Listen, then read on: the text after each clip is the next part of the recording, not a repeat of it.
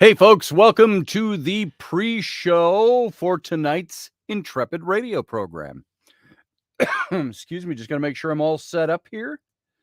And we're getting, let's get us online at the server. And I'm going to bring that volume down. And let's get our banners going. Boom. And our headers going. There you go. There we go. Bada boom. We are all set. We're ready to roll at 4 minutes and 25 seconds after the top of the hour, which is coming. So welcome to the chat room. Welcome to the pre-show. Everybody that's out there. Hey, Leslie Holker. Isn't astral projection like an out-of-body experience? We'll find out tonight. Now, I do want to tell you, I've got Sarah Soderlund that's going to come on next week. She wasn't available this week, so this is kind of a primer tonight on astral projection. What I know about it can fill a thimble. So I've been doing some research and some study. I've got some things to present, and that'll kind of get us going tonight. Hey, David Otness. Good to see you. I see your eyes early tonight. Alaska time. My as I told you, my sister-in-law and her husband and their kids live up in Alaska. Not far from Anchorage. So I think the difference is 5 hours from us. 9 o'clock here. I think it's 4 o'clock in Alaska. Could be 5 o'clock. I'm not sure the time. Matthew Sainsbury from Barbados. Welcome to the program, brother. It was nice to have you on the other night. Or was it the other day? It was Sunday with Ruben. And let's see. Who else is in here already tonight? Guys, if you are listening anywhere else, you can, of course, see this in other locations, but you can join the chat room over in YouTube. If you want to get close and personal, your chats will show up from the Facebook areas. Hey, Sarah. How you doing? Sarah Yusuf. I did not get a chance to contact you to tell you what we're talking about tonight. Busy day today. Who else we got in here? Delaney Pearl Jones. Good to see you, Delaney. Glad you're here. And Remeldian is here. So welcome, everybody. Glad you're making it in. We have people coming in, and there'll be more coming in as we get live with the show in less than 1 minute. Less than 1 minute. So I got to get comfortable in my chair, get my mic in the right spot. Boom, boom, boom. Right there. And high vibes and cosmic hugs to everyone, says Delaney Pearl Jones. Hey, Uncle Dave Potter. Good to see you, brother. 6 o'clock, Scotty. So you're 3 hours behind us. Wow. See, I'm way off. All right, guys, we're going to go dark. We'll be on in about 10 seconds. Stand by.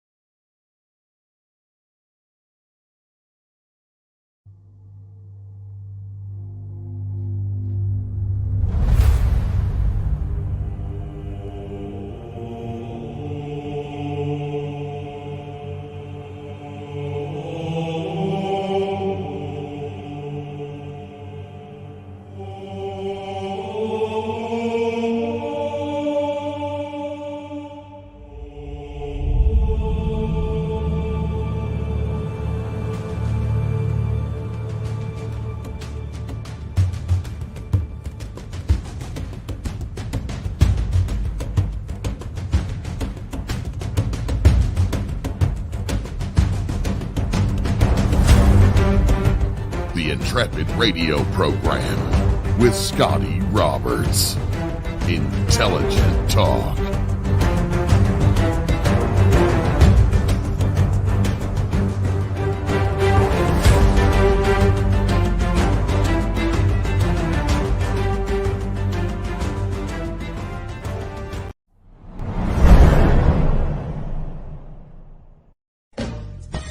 Are you looking for a really awesome and amazing graphic designer? How about an illustrator or a photographer? This is Rainey Roberts, and I wanted to tell you how you can get my designer, illustrator husband, Scotty Roberts, to work for you on your project.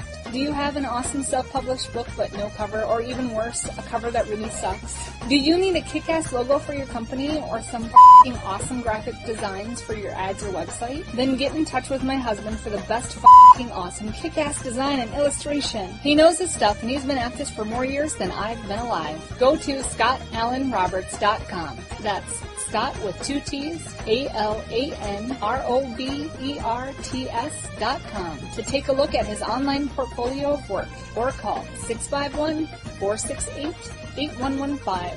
Now go out and kick some ass with some kick-ass graphic design. Hire my dad, so he can take me to Disneyland.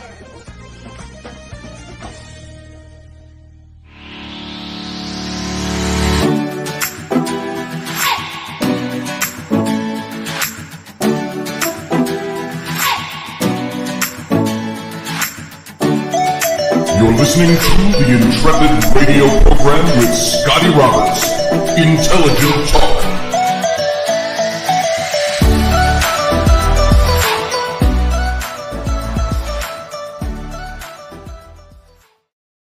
Yeah, that's the kind of projection we don't want to see, Professor Bauer, over there in the chat room. We won't even talk about that tonight. Welcome, folks, to the program. This is Scotty Roberts. You're watching my show, the Intrepid radio program. We are technically in our 20th year, 21st year, but it's been off and on, up and down, different shows, all different kinds of things. But I want to welcome you to the program. And you can see this program or listen to it in its audio format over on the radio station. That's over at OdysseyRadio.com. Odyssey spelt a little differently, ODYSY radio.com. And you can see this in simulcast in video in 4 different places.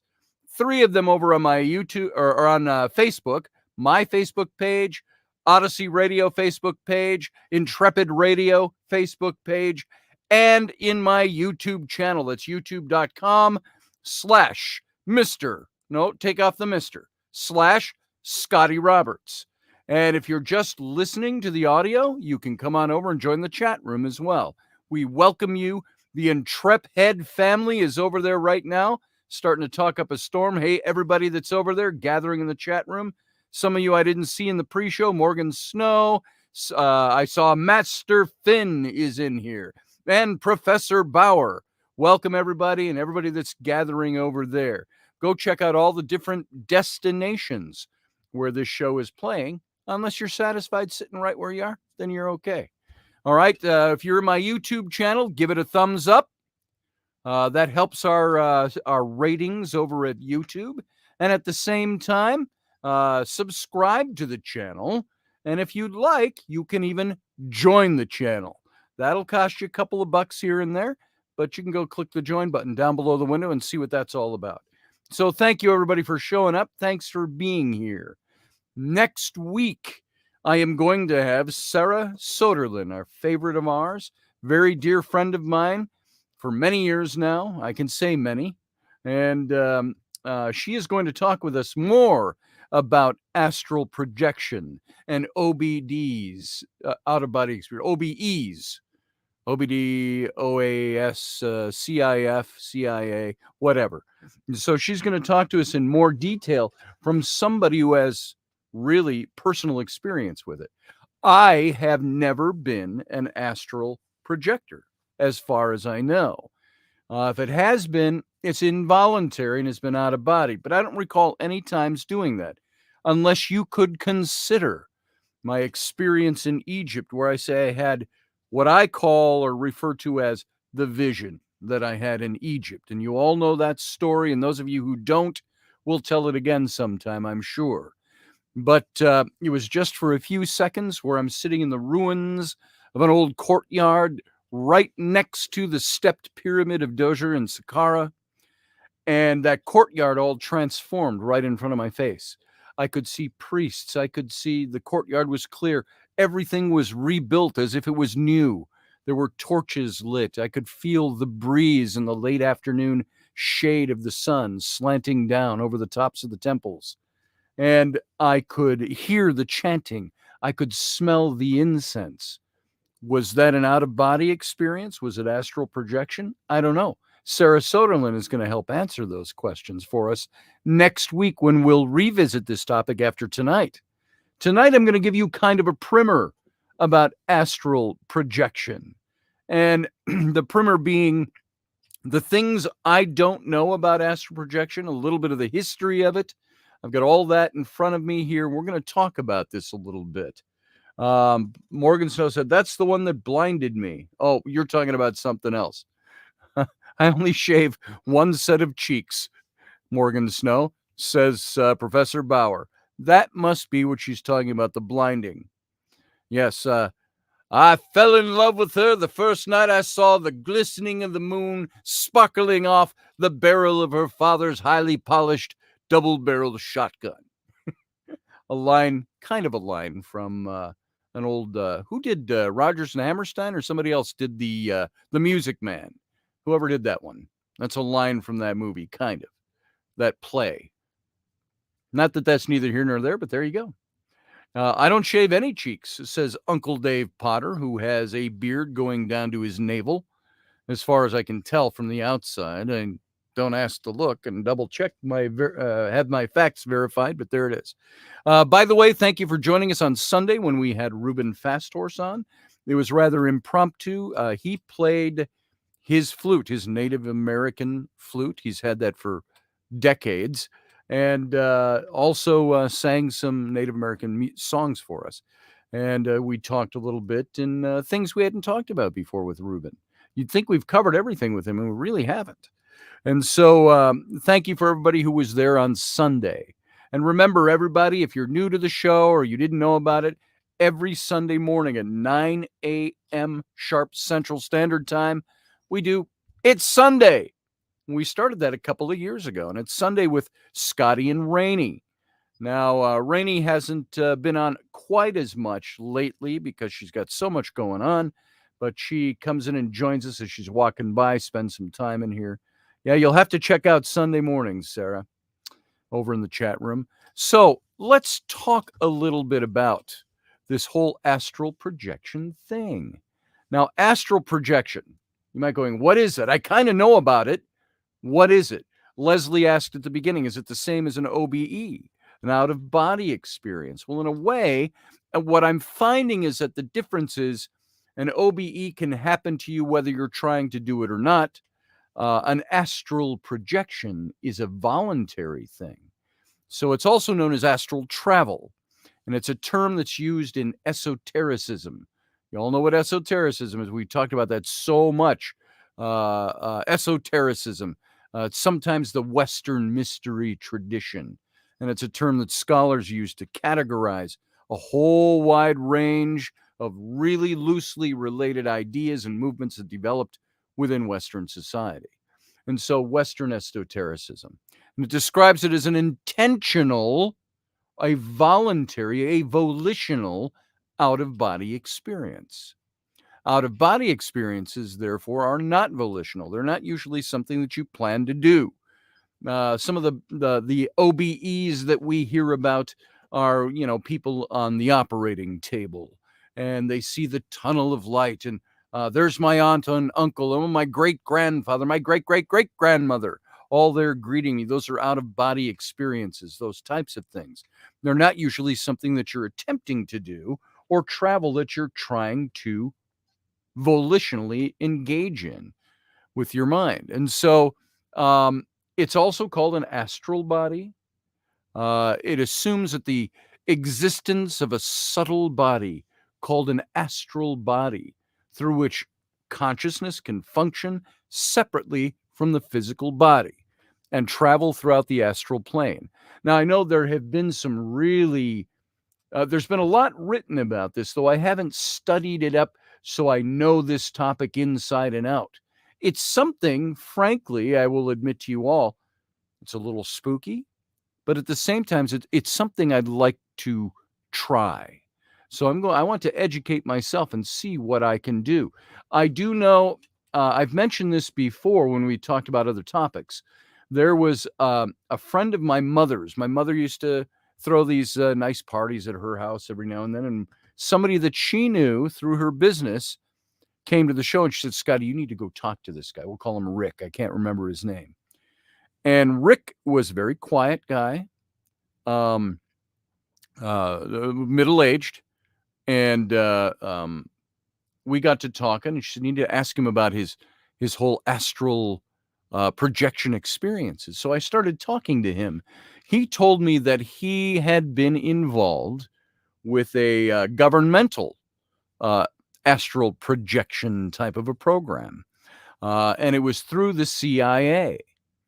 And he was talking a bit about it. He was a little close. He said, I couldn't talk about this for the longest time. Part of it was he was sworn to secrecy. He couldn't. He had to take an oath.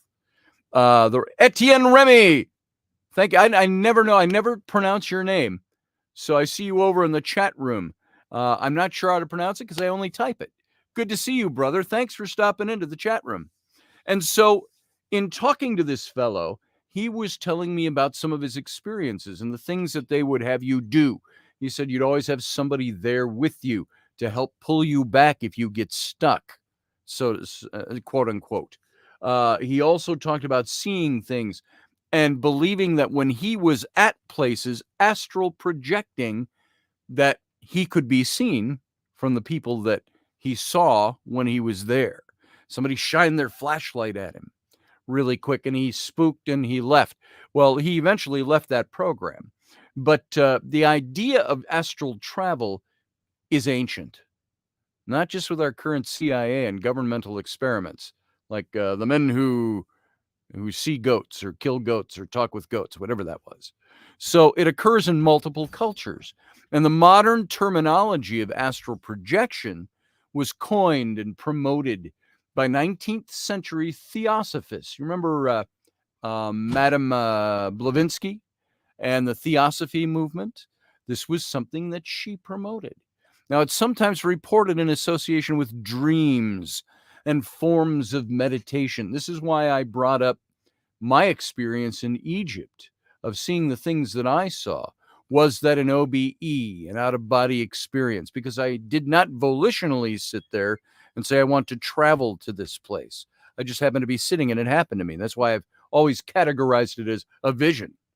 But it was so real and the elements were so real, I wonder if it was an out-of-body experience of some sort. Now, it's associated with dreams, forms of meditation, and some individuals have reported perceptions that are similar to descriptions of astral projection that were induced through various hallucinogenic, hypnotic means, self-hypnosis sometimes. And there's no scientific evidence that there is a consciousness whose embodied functions are separate from normal neural activity, or that one can consciously leave their body and make observations of the physical universe. And astral projection has been characterized as a pseudoscience. So science doesn't put a whole lot into it. I've often wondered about, how often? I just wondered. It popped into my head. Remember, I've told the story about when I saw self-hypnosis. I went to a psychologist, therapist, psychological therapist, when I was going through troubled marriage way back. We're talking almost 30 years ago now, 25 years ago. And she tried something where she used a pencil. And it was kind of like this. And she would hold this pencil up and she would just move it. I don't know if she went back and forth. She did something like this. She wanted me to focus on the pencil. She said, I'm not going to hypnotize you. She said, but I want you to concentrate. So it was a form of hypnosis. And I saw things and brought stuff up in that session that I didn't know were there. Feelings I didn't know were there. Emotions I didn't know were there. Was that astral projection of a type? Was I projecting myself back into the past? The reason, by the way, this whole topic came up is because of Professor Bauer and our conversation with Sarah and Professor Bauer and Dave Potter last Friday night. And so these were things that we mentioned.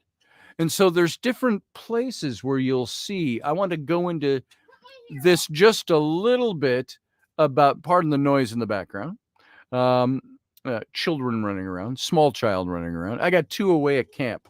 The 12-year-old boy is away at Boy Scout camp. The 10-year-old girl is away at a Bible camp with friends of hers. And the The only one home is Ellery, the 7-year-old, and Rainey.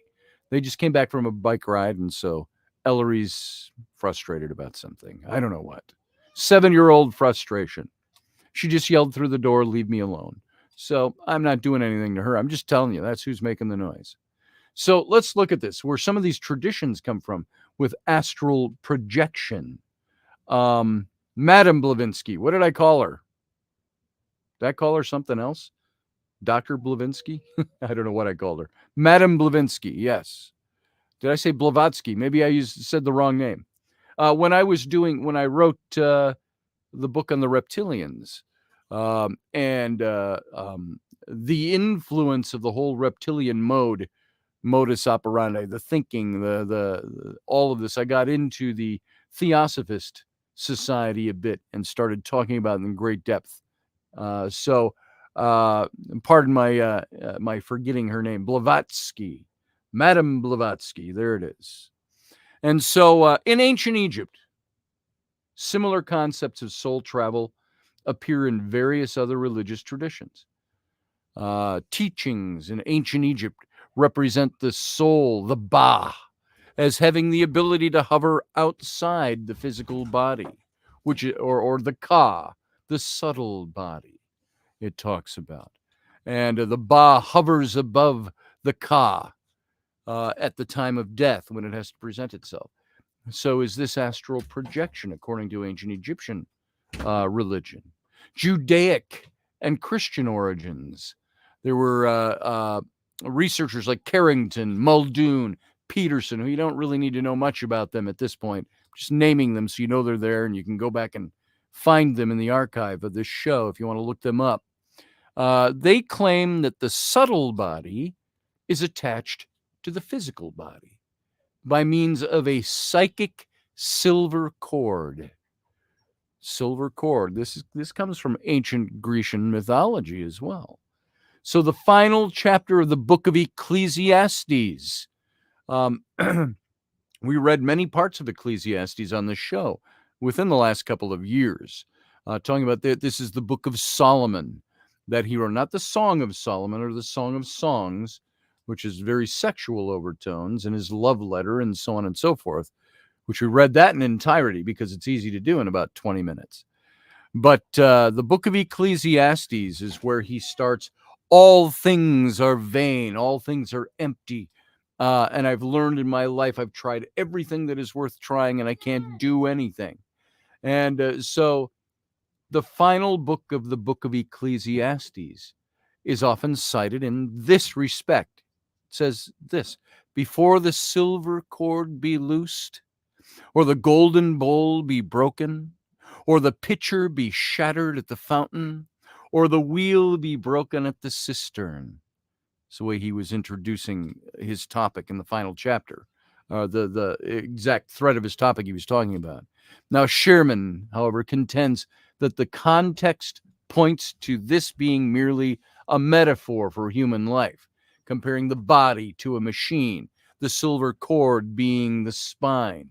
He talks about the grinder, when the grinders stop working. He's talking about the teeth, things like that. But if you go to the New Testament, look at the writings of Paul. Saul of Tarsus, who became Paul, named himself an apostle because of his experience. Many believe that he, actually hijacked Christianity at its early stage and was presenting a Herodian Christianity in opposition to, say, Peter, who was presenting the Jewish Christianity, and so on. And all these different, there were 4 major ones that were going on at the time. But Paul's second epistle to the Corinthians is more generally agreed to refer to the astral planes, because he was talking about his own experience. Excuse me. Remember when Paul had his conversion experience? If you went to church or Sunday school and you heard this stuff, to me it seems like commonplace, because I went to church, I went to Bible high school, I went to Bible college, I went to seminary, I was in ministry. So when I talk about Paul's conversion experience, of course, I'm falling back on stuff I know really well.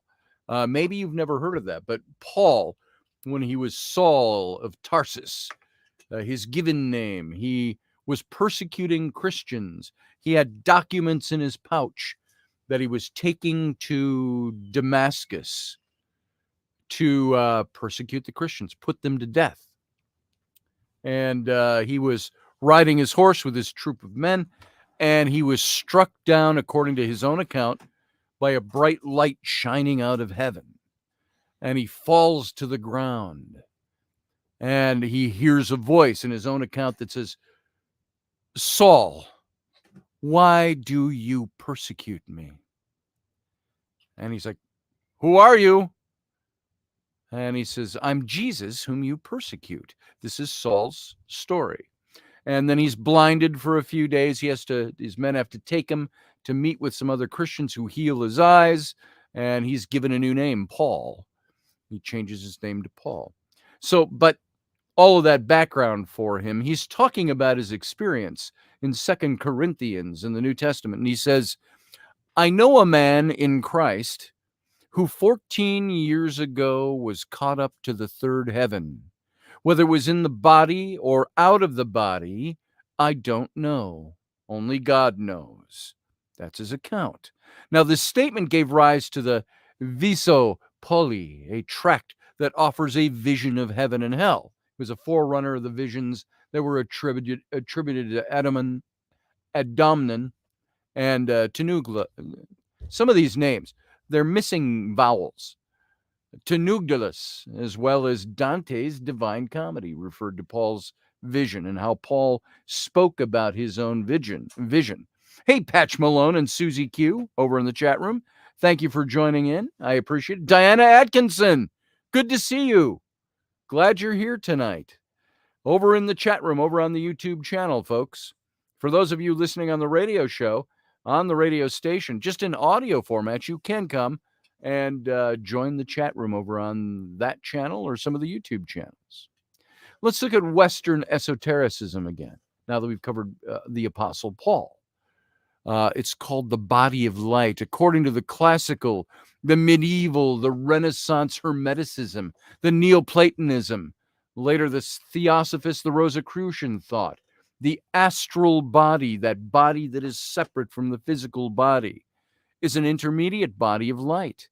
It links the rational soul to the physical body, while the astral plane is an intermediate world of light between heaven and earth. And it's composed of the spheres of the planets and the stars. It's getting very astrological at this point.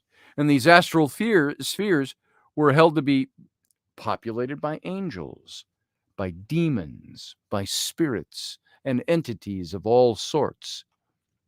You talk to some people who have done their astral projection and have experienced, they're going to talk about some of these things that exist. They may have different descriptions of them, but they mention these things. In the Neoplatonism of Platonius, for example, the individual is a microcosm, or a small world, if you will, of the greater universe, the macrocosm of the great world. And so the rational soul is akin to the great soul of the world, while the material universe, like the body, is made as a faded image of the intelligible.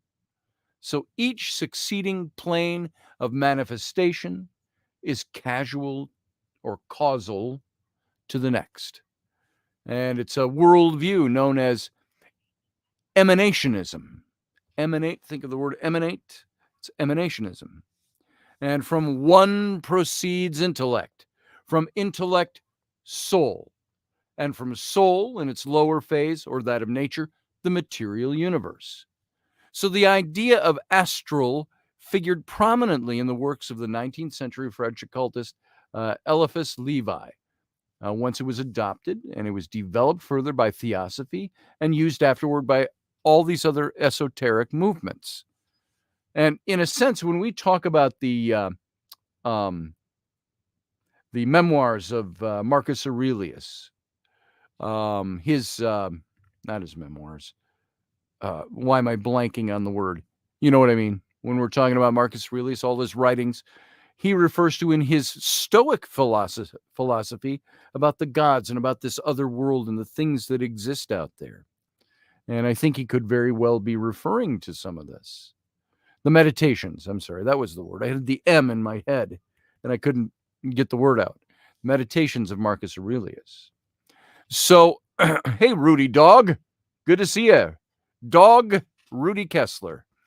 So, the subtle bodies and their associated planes of existence form this essential part of some esoteric systems that deal with astral phenomena, including all the spirits and the angels and the devils and the demons and all these things that have been identified as existing with the sun, the moon, the stars, the planets in this astral plane.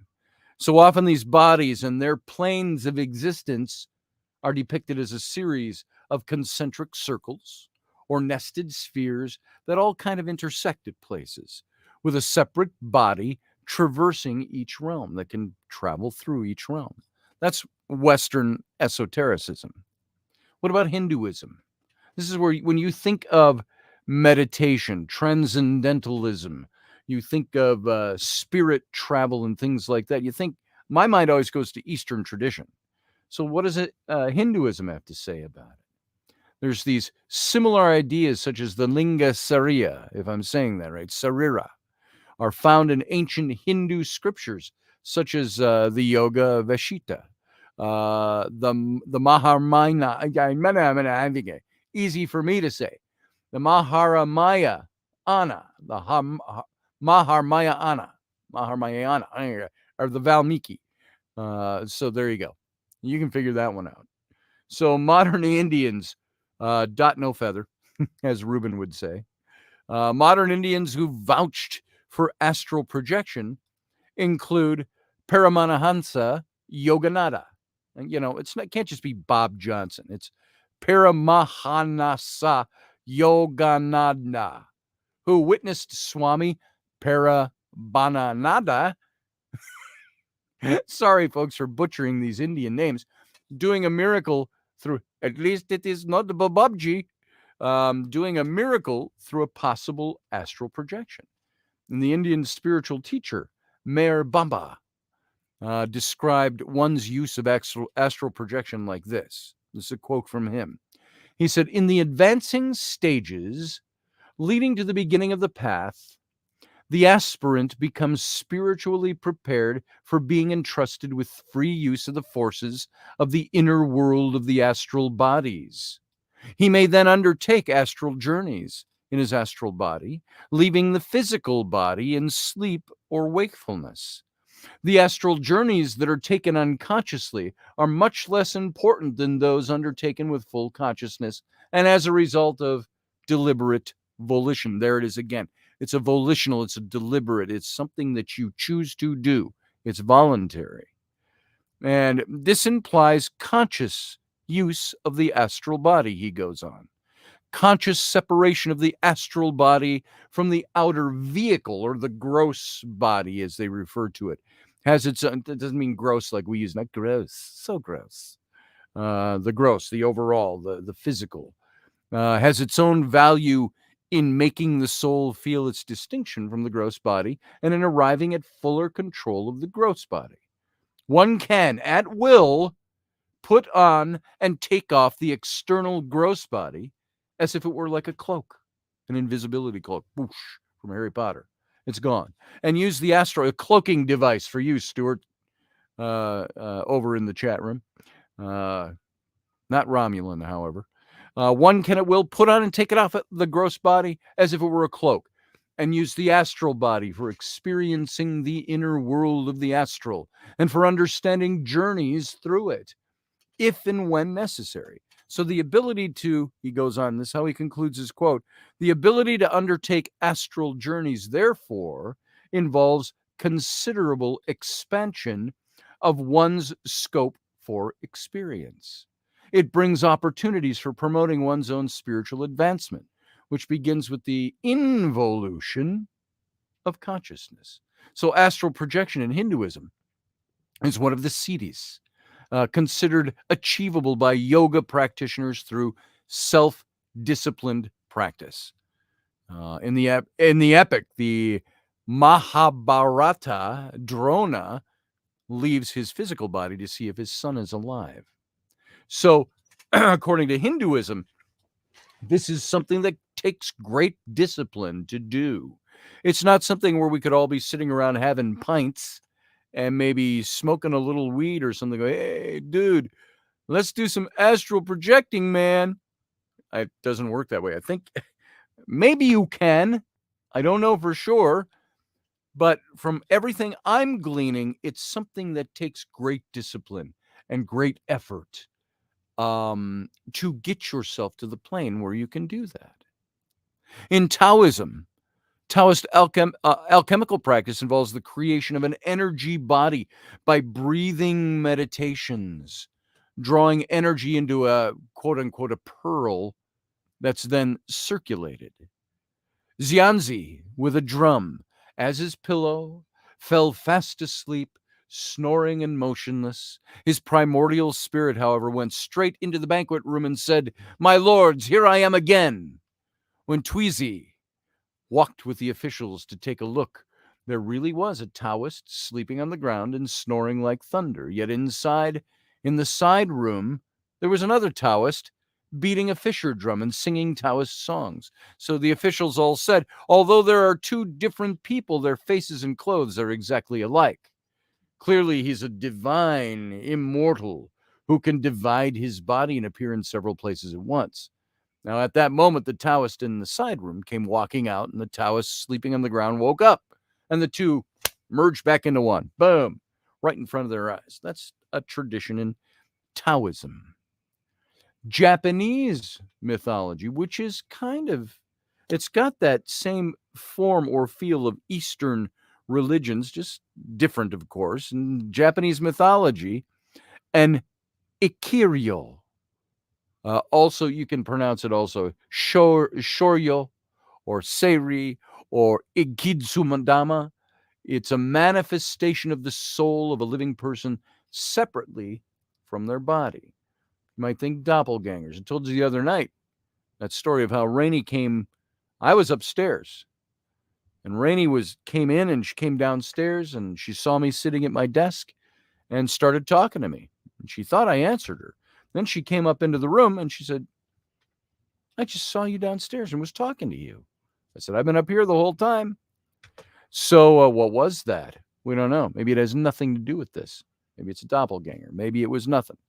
Maybe my wife was hallucinating. I doubt that, though.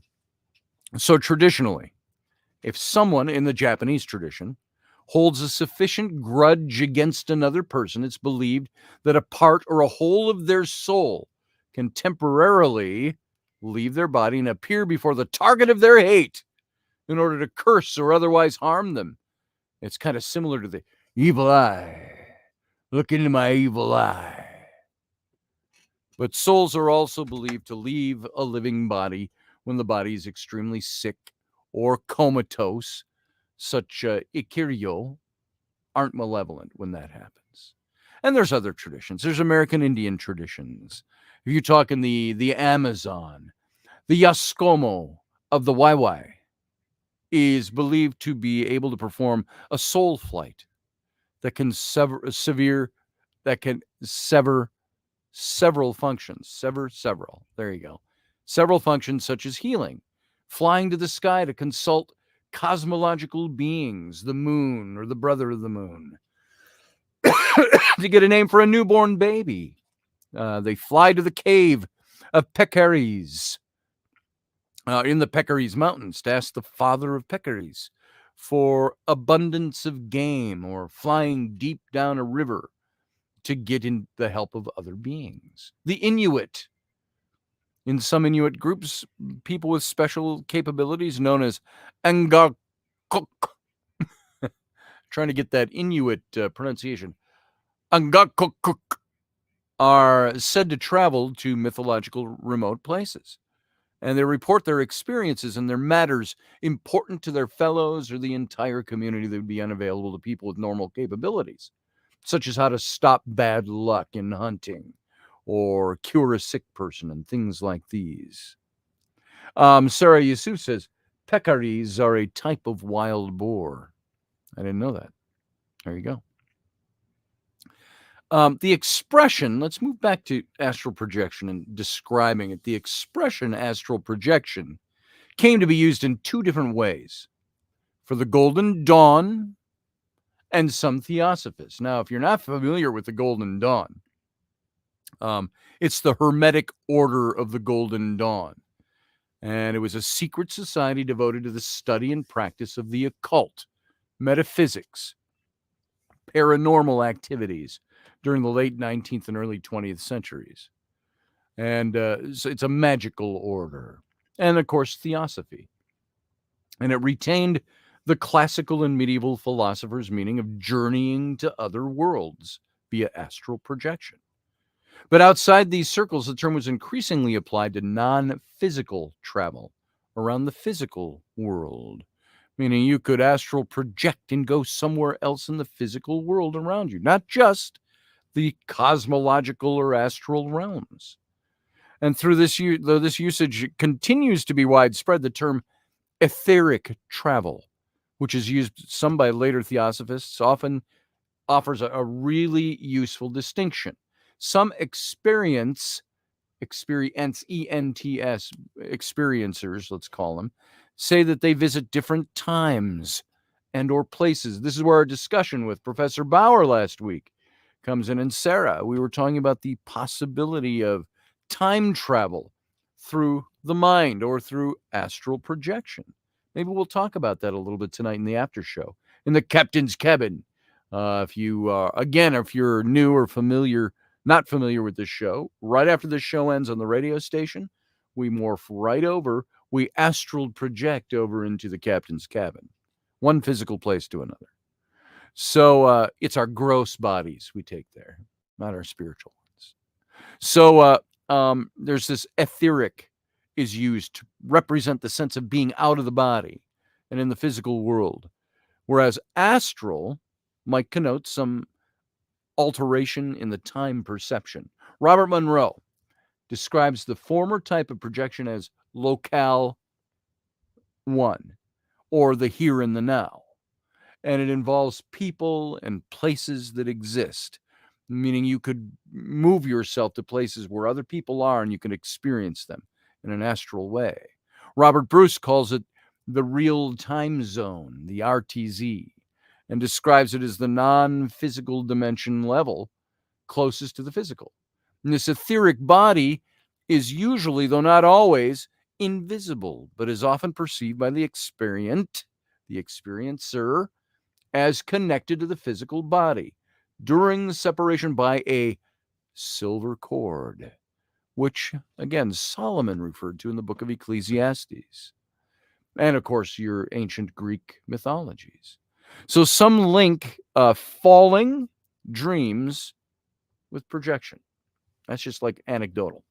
No information on that. So according to Max Heindel, the etheric double, our double self, our doppelganger in the spirit, I guess you could say, serves as a medium between the astral and the physical realms. And in his system, the ether, also called the prana, is the vital force that empowers the physical forms to change. And so from his descriptions, it can be inferred that to him, not me, when one views the physical during an out-of-body experience, one is not technically in the astral realm at all. That's according to him. Now, other experiments might describe a domain that has no parallel to any known physical setting. Environmentalists may be populated or unpopulated. Not environmentalists, environments. Populated or unpopulated. Artificial, natural, abstract. And the experience might be beatific, spiritual. It might be horrific or neutral. And a common theosophical belief was that one may access this whole compendium of physical knowledge, mystical knowledge, called the Akashic Records, which many of us have heard about. And so the Akashic Records are accessible through your astral body. And in many accounts, the experiencer correlates the astral world with the world of dreams. And some even report seeing other dreamers enacting dream scenarios unaware of their wider environment. What do you think of that? You might be doing this through your dreams and not know it. But then that would be out of body, wouldn't it? That wouldn't be astral projection. Astral projection is voluntary, something you do by an act of the will. The astral environment may also be divided into levels of subplanes by theorists, but there are many different views in all these different traditions concerning the overall structure of the astral planes. They might include heavens and hells and other after-death spheres, transcendent environments, or other less easily characterized states. Now, the thing about this, you hear people talk, and I see psychics, people who are, for lack of a better, quicker description, New Age practitioners who will talk about these other planes and these other worlds. They'll talk about the spirits go here. They talk about pre-birth or pre-carnate existences in the heavens, or they'll even use the term heaven. They'll talk about planning things and coming down. I'm going to live this kind of life in this life rather than the one I lived in the last life. And things like that, of that nature. To me, all of that, the jury has always been out because there's no way to qualify that or to quantify that other than listening to somebody's experience. Now, so what happens in astral projection? Maybe that's a step closer to being able to qualify it. For me, in my head, if I could experience that and know I'm not just dreaming or making up imagery in my head. I remember when I was going through the hypnosis session, the non-hypnosis hypnosis session with the therapist, I would get things coming into my mind and I would start to laugh. And she'd say, what are you laughing about? I say, it seems silly. Why is it bringing this imagery up? I'm dreaming. I'm somehow dreaming. You're not. Just go with it. So there's all kinds of notable practitioners of this as well, of this astral travel. I can tell you a couple of them here. Emmanuel Swedenborg. He was one of the first practitioners to write extensively about the out-of-body experience in his spiritual diary. And he lived in the mid-1700s when he was writing this. French philosopher and novelist Honoré de Balzac. His fictional work, the works of Balzac. I used to have a whole set of his novels and things. It was a fictional work. Louis Lambert suggests that he may have had some astral or out-of-body experiences. And there are many 20th century publications on astral projection, although only a few authors remain widely cited on these. Robert Monroe, Oliver Fox, Sylvan Muldoon, Hereward Carrington, and Ram. Y-R-A-M. You can look those guys up. If you're taking notes, you've written it down. If not, you can go back and listen to the archive of this and pick up their names. Now, Robert Monroe's accounts of journeys to other realms in the the mid-1900s. All right, I'm going to start that all over again. Robert Monroe's accounts of journeys to other realms in the 1970s, I was going to say the mid-1900s, and I was going to say the mid to late 1900s, then I was going to say 1700s because it was 1970. There you go. There's my confusion. So the mid to late 1900s, he popularized the term OBE, out-of-body experience. And listen to this, Leslie, because you asked this question a bit earlier. They were translated into a large number of languages, and through his books themselves, he only placed the secondary importance on descriptions of method. Monroe founded an institute that was dedicated to the research, the exploration, the nonprofit dissemination of auditory technology for assisting others in achieving projection and related altered states of consciousness. Now, all of this can fall under that altered state of consciousness. When I was in Bible school and seminary and ministry, these were taboo things. You didn't do that because you opened your mind to the devil, is what they said. And I'm not mocking them. That's exactly what they told us. Is that what it does? I think it depends on what you believe. Robert Bruce, William Bullman, Marilyn Hughes, Albert Taylor. These are all people that have discussed their theories and findings. And they've all been on Coast to Coast with Art Bell and then George Norrie talking about these things. Michael Crichton, who wrote the book, the most famous book we know, Jurassic Park, amongst many other books. He gave a lengthy and detailed explanation and experiences of astral projection in his nonfiction book, Travels. If you like Michael Crichton, you might want to pick that one up if you don't know of it. It's a nonfiction book. In her book, My Religion, Helen Keller, famous Helen Keller, tells of her beliefs in Swedenborganism and how she once traveled to Athens. She said this, Helen Keller said, "I have been far away all this time and I haven't left the room. It was clear to me that it was because of spirit that I had so vividly seen and felt a place 1,000 miles away. Space was nothing to spirit." I wonder if she could see in her astral projections. That'd be very interesting to know.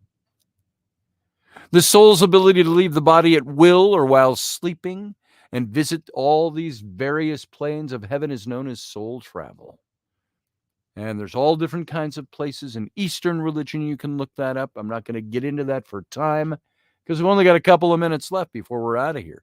But scientific reception of this, I wanted to hit this. There is no known scientific evidence that astral projection as an objective phenomenon even exists. Science will deny that this, as we describe it in kind of woo terms, exists at all. There's cases of patients having experiences suggestive of astral projection from brain stimulation treatments, hallucinogenic drugs, ketamine, phencyclidine, and DMT in all of these. And the main evidence, we're told, to support claims of astral travel is anecdotal, and it comes in the form of testimonials of those who claim to have experienced being out of their bodies when they may have been simply out of their minds. So said Robert Todd Carroll in his take on it. And and all of these things, you can read this stuff. There's so many things to look at, so many books to look at, so many websites you can look at. And we're going to cover this in more detail next week because we're going to talk to Sarah Soderlund, who has experience with this. And I would like to delve this even a little deeper. I want to get not beyond Sarah. Sarah is very well versed in all of this. We can't get her until next week. Maybe we'll get some other people in here as well. Professor Bauer says science doesn't have the perspective required to measure it. Now, that's very true. That's it.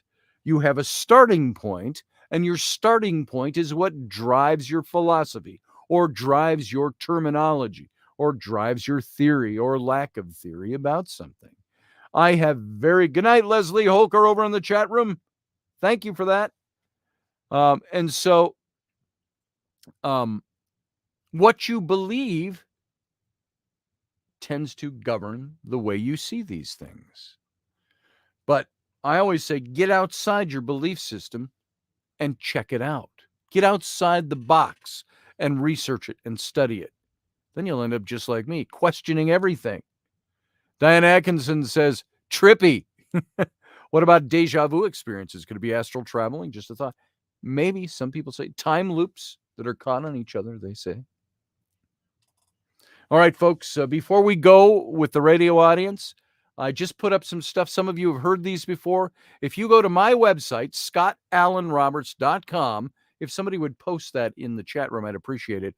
Click on the link in the top menu. It'll say Exodus Reality Adventures. I have posted, finally, all the episodes we did when we were in Egypt. And I think you'll enjoy those. It was John Ward, me, and Chris Conway, my medium friend from Scotland. And it's over in, let's see if I can just get it for you here. Here it is. I'm going to post the link for you. Copy it.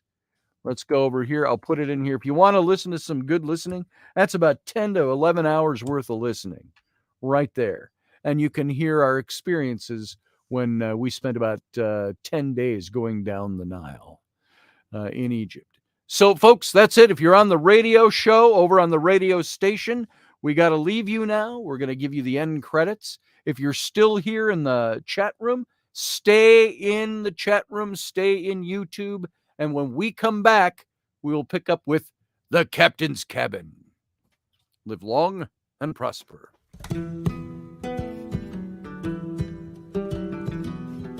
Join us every weeknight at 9 p.m. Central Standard Time, 10 p.m. Eastern. The Intrepid Radio Program, a Scotty Roberts Productions broadcast.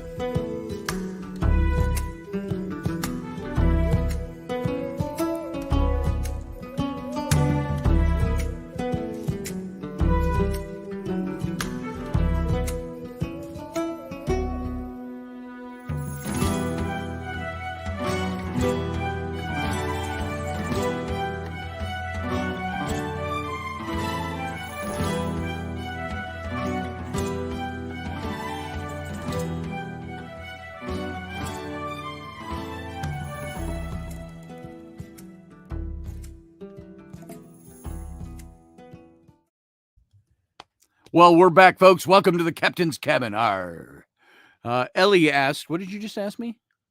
Why do you call it the Captain's Cabin? Because a lot of friends over here call me the Captain. And the Captain's Cabin is what they all named it for me when I was asking, what should we name this after show? And that's why it's called the Captain's Cabin.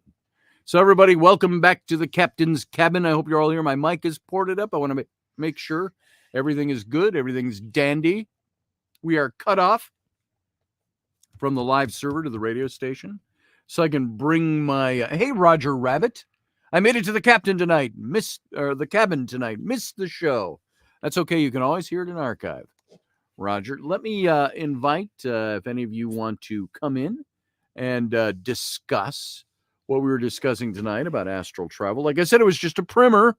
It was to whet your appetites for when we have, sweetheart, as always, while you're sitting here on my lap, while I'm doing radio, you need to sit still. Because you put your head in front of my face. I don't know what I'm doing. You're messing with my mouse right now. Beautiful hair tonight, says David Potter. Oh, you should have seen it before she took out the braids. She had braids parted down the middle and all braided through both sides and then two long braids. It was absolutely beautiful. Show them the back of your hair. So remember we were working on that for a couple of hours? There it is.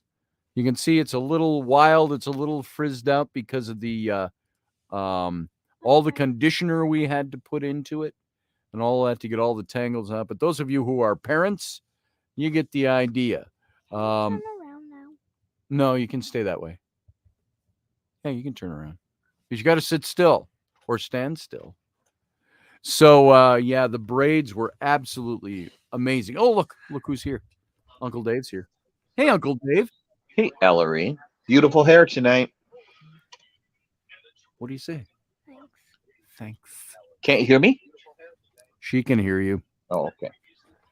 She can hear you. So, yeah, you should have seen the braids. The braids were phenomenal. So, a friend of ours who does that took her yesterday and braided them. They were miraculous looking. So, ouch. You're hurting me because you can't sit still. Oopsie. You're digging your shoes into my thigh. I don't like that. Hey, Colleen Bigley. Flynn says hi to Ellie. Colleen is with the Boy Scouts. Are you with them, Colleen? You're with them. Okay. So welcome. Flynn Uncle Dave says hi to Flynn. Hey, Flynn, how you doing, buddy? Flynn's away at Boy Scout camp. Hope you're doing okay, boyo. Miss you. You should have trimmed up before the show. I should have trimmed my... What about Uncle Dave's beard? He's fine. So... I'm fine? That's Yeah. good. You're going to get to braid it soon. Hey, Chuck Hendrickson over in the chat room. Folks, if you're new to this, by the way, this is the Captain's Cabin. This is the after Chuck. show. We like to affectionately refer to it as it's afterglow of the main radio show, the Intrepid radio program. Arr, the captain's cabin. The Captain's Cabin indeed. Who's got the rum? So Hi, Dave. Hi, Scotty. Hi, Ellie. Says Chuck Hendrickson. Good to see you, brother. I think that's his first time coming into the chat room, at least. So good to see you. Should make it a regular thing, Chuck. Should make it a regular thing, brother. When are you You going can do 9 o'clock at night. Intrepid Radio, 10 o'clock. We start the captain's cabin. And it can go from 10 minutes to an hour to 2 hours. 4 a.m. 4 a.m. 4 a.m., Dave says. It's like last week, Friday, I was done. I needed to get off the air. And every time I said, well, folks, I think we're going to wrap it up now. Professor Bauer brought up a new topic. Dave brought up a new topic. Sarah I did want to talk about, now that you mentioned it, Scotty, I want to talk about that. I'm like, dude, you're opening up 20 minutes of new conversation. Sarah, like 30 seconds from you pushing the button, goes, well, what about astral projection? There you go. Sarah, are you out there too? I haven't seen her tonight. But... By the way, the Oh, yeah, captain's she's out there. cabin, the Yeah, after she's out show there. is very informal. We doesn't adhere to the code of radio. It's more of a guideline. It's one of guidelines. So it's 11 o'clock where Sarah is. Here's 7 words Professor they'd Bauer. rather we didn't say. Boom, Professor Bauer. Uncle Dave, He's in the chat room. Yes, when are Ellery. you going to take me to Mongolian barbecue? There's that question. Sometime this week. That's what I she don't. does. I don't know exactly what day yet. Today she asked Rainey at about 5 o'clock. I want to go on a bike ride. Can you take me on a bike ride? Rainey's like, I don't want to do that right now. I'm tired. Stop now. She said, I'm tired out. And so How much coffee have you had to drink tonight, Ellery? I don't like coffee. she doesn't need coffee. She is caffeine embodied, incarnate. So I'm going to have you get down because you are just not sitting still. I'm gonna have to drink I 4 love you, pots plus a but case you of Mountain are Dew just to have the energy. Digging to keep your up the heels flow. into my thigh. And that's not fun. That's no fun. So there you go. And she's bringing her own stool now. So I know I've told this story before, but Tell it, Dave. since Tell we're it. talking about this, so we're at the breakfast table one morning, and Kaylee, sorry, who was all of 6-ish, I think, at the time, who comes to the table and she goes, "Oh, I flew so far from my body last night. I didn't think I was going to get back." And her mom and I looked at each other and said, "Flew from your body?" "Yeah, I was flying with angels. And if I hadn't had that silver cord, I wouldn't have gotten back." That's when we realized she was doing Seriously? OBEs. Yeah. Well, that's As soon as very she said silver interesting. cord, we knew exactly what was going on. And we're like, okay, whoa. There are ground rules for you because you are itty bitty. You can't go You just let that way far roll away above my chair and my elbow. with strange angels. Child, You just can't do it. sit or go Valerie. to some other place. I am sitting while I'm flitting all around the room. All right. She will be sitting once she gets the stool set just perfect. Yep. And it's not there yet. So there it is, folks. This is the familial interludes I can't. with the captain's cabin. It took us a long time to get them to stop doing this during the actual radio show. Do I have to put a car seat in the back of my car to haul you to dinner? I think you do. Okay. What's that? Belly button. All right. Belly.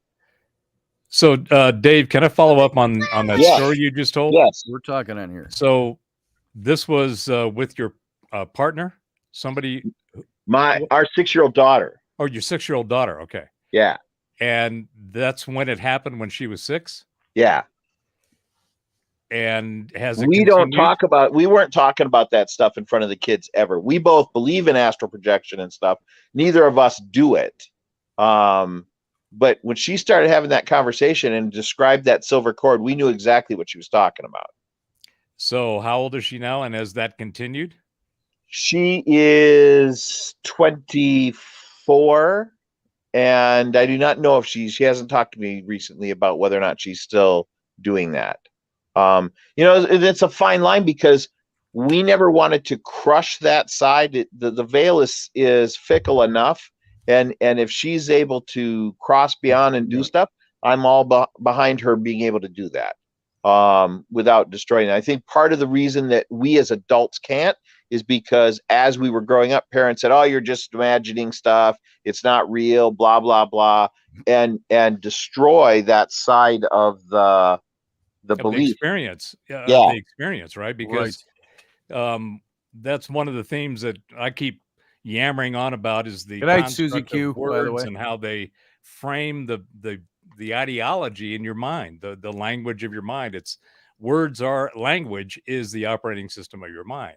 Yeah. And when you add languages to your basically your computer system, because that's all it is, you all of a sudden can do other things with some of the components that are in the system that you couldn't do with the previous operating system.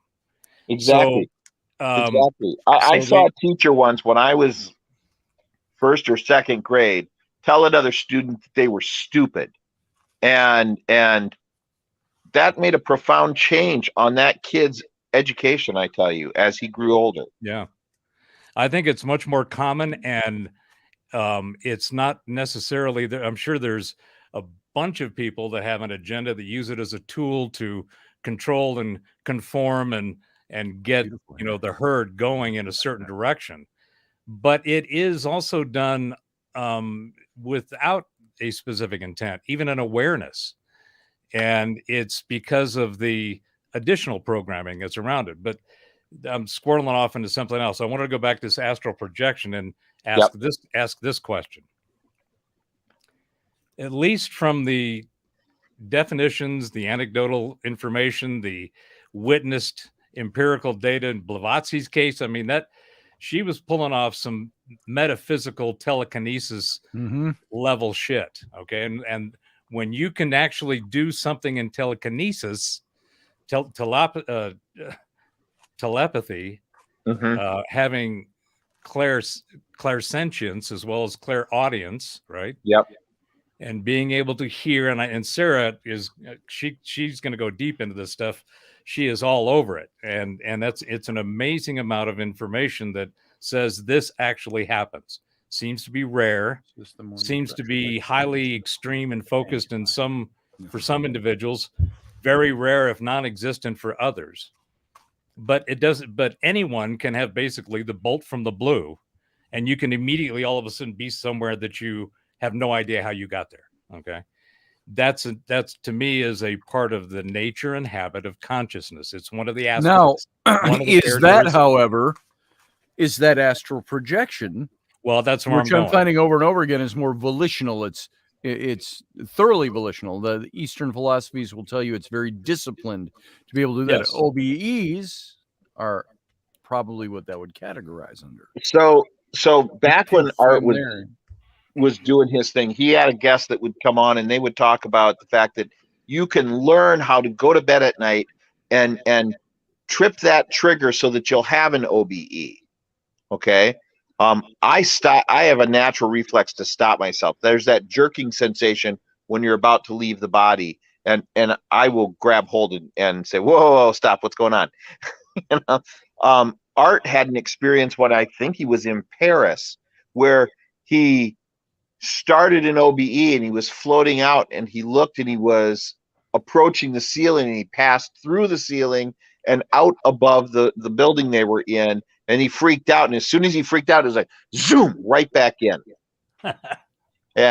But he's never been able to do it again, or at least he wasn't able to. He's not with us anymore, so he is now. But but he talked about many times wanting to have that experience again, and it just never triggered. Astral projection is a form. You literally do a form of meditation, and then you can step out and go wherever.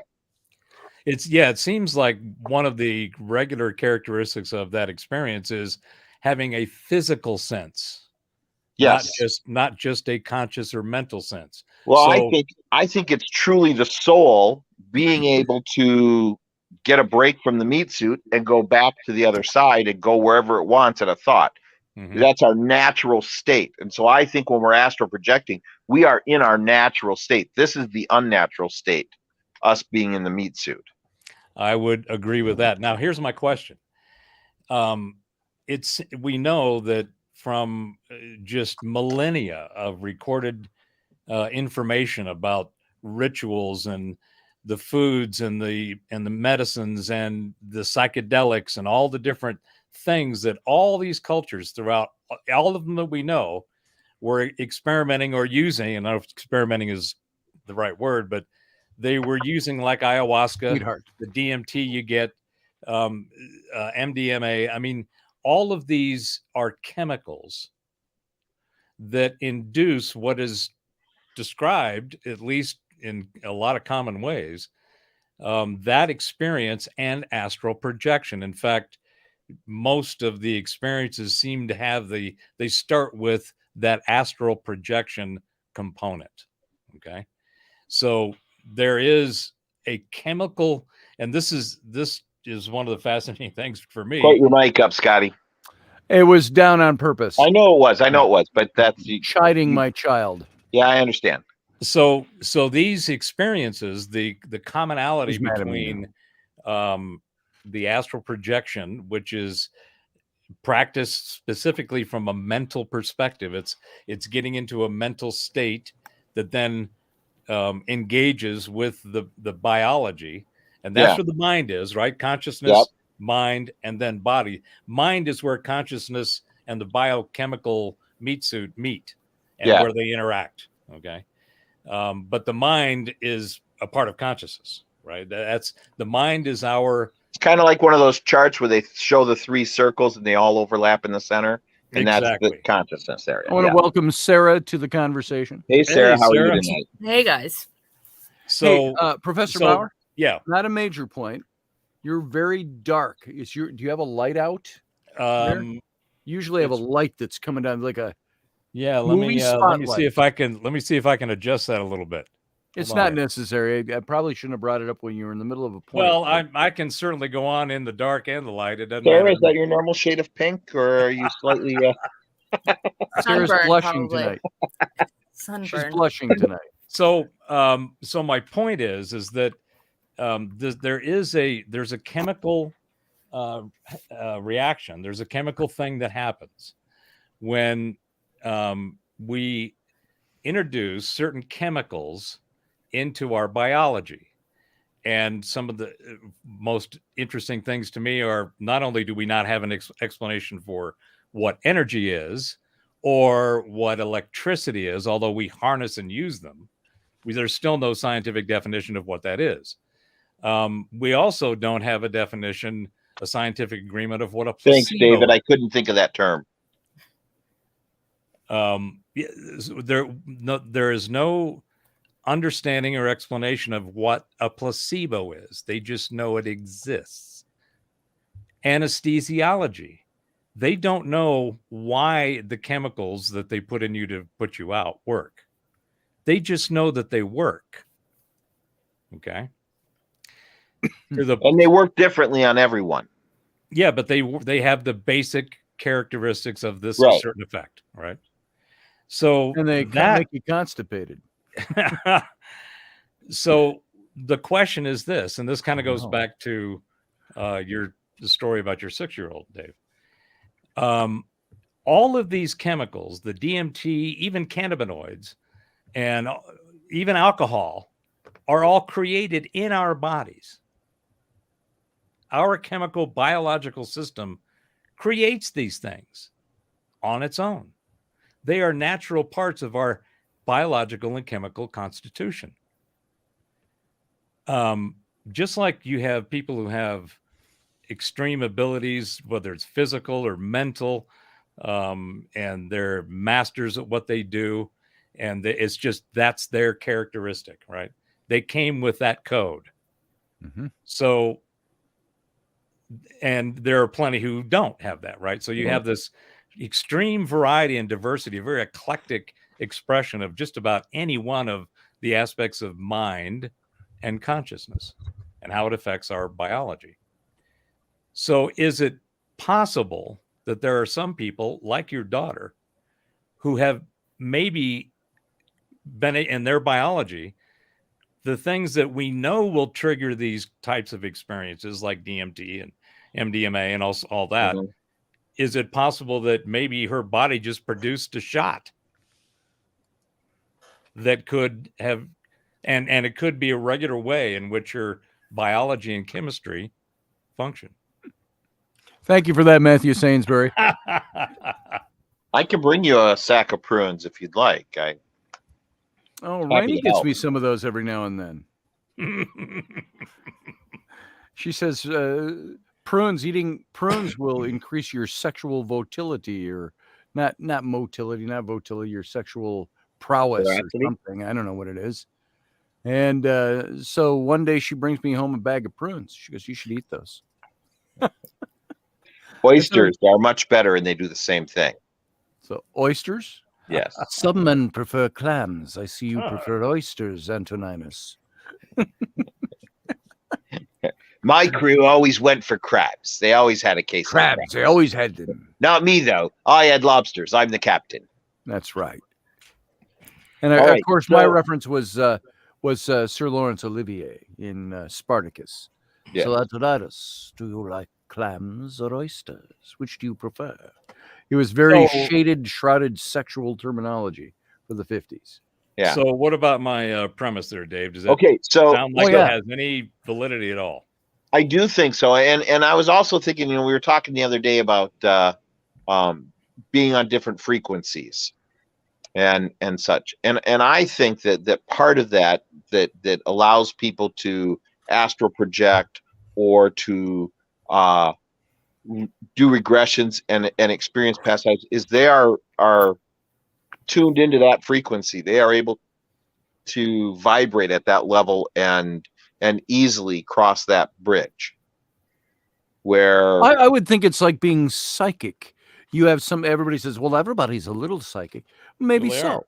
But they there's claim they natural can that it teach comes you how to naturally. astral project. They claim that they can sit you down and Yep. teach you how to do that. Anybody can learn this. And what's interesting is that, at least from most of the information I've seen, it's not the teaching, and even the intended experience for the most part is not destined.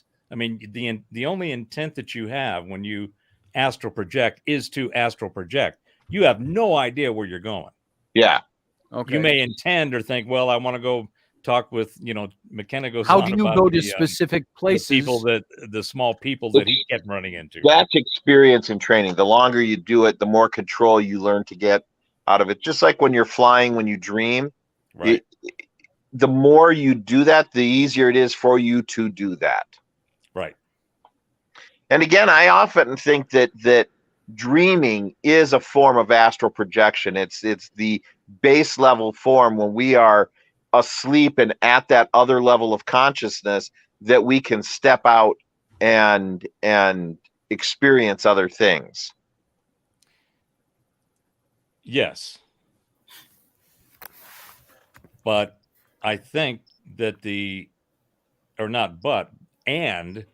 I think that the totality of the functionality of mind and consciousness, I mean, that we can, consciousness is the hard question across all scientific disciplines. There is no it for that. And there's a whole bunch of, theories and ideas and philosophies and theologies and everything else that try to explain it or encapsulate it in a way that people can go, okay, well, that one, and that's been my experience. That's how I ended up following the Taoism and getting into Tai Chi, and because that world reality view resonated with what I am experiencing, and it's even more so as time goes on, which is really awesome. Age and wisdom. Well, it's just the flow through the flow. You have to be able to at least understand the reality you inhabit to a degree where you can at least function in it. Because but see, I don't think most young people have the understanding of what I want to say relaxing, but really being able to get into that mental state they're vibrating at such a high frequency. I just don't think they can get in there. Well, I would also say that this whole idea of being able to meditate or focus enough to astral project, generally, I would think if it's not something that you are innately capable of doing, which makes you a rarer person in that ability, it's something that takes enough focus and energy that this is where I say I think a lot of younger people nowadays, and I'm talking more high school, college age, and so on, they don't understand.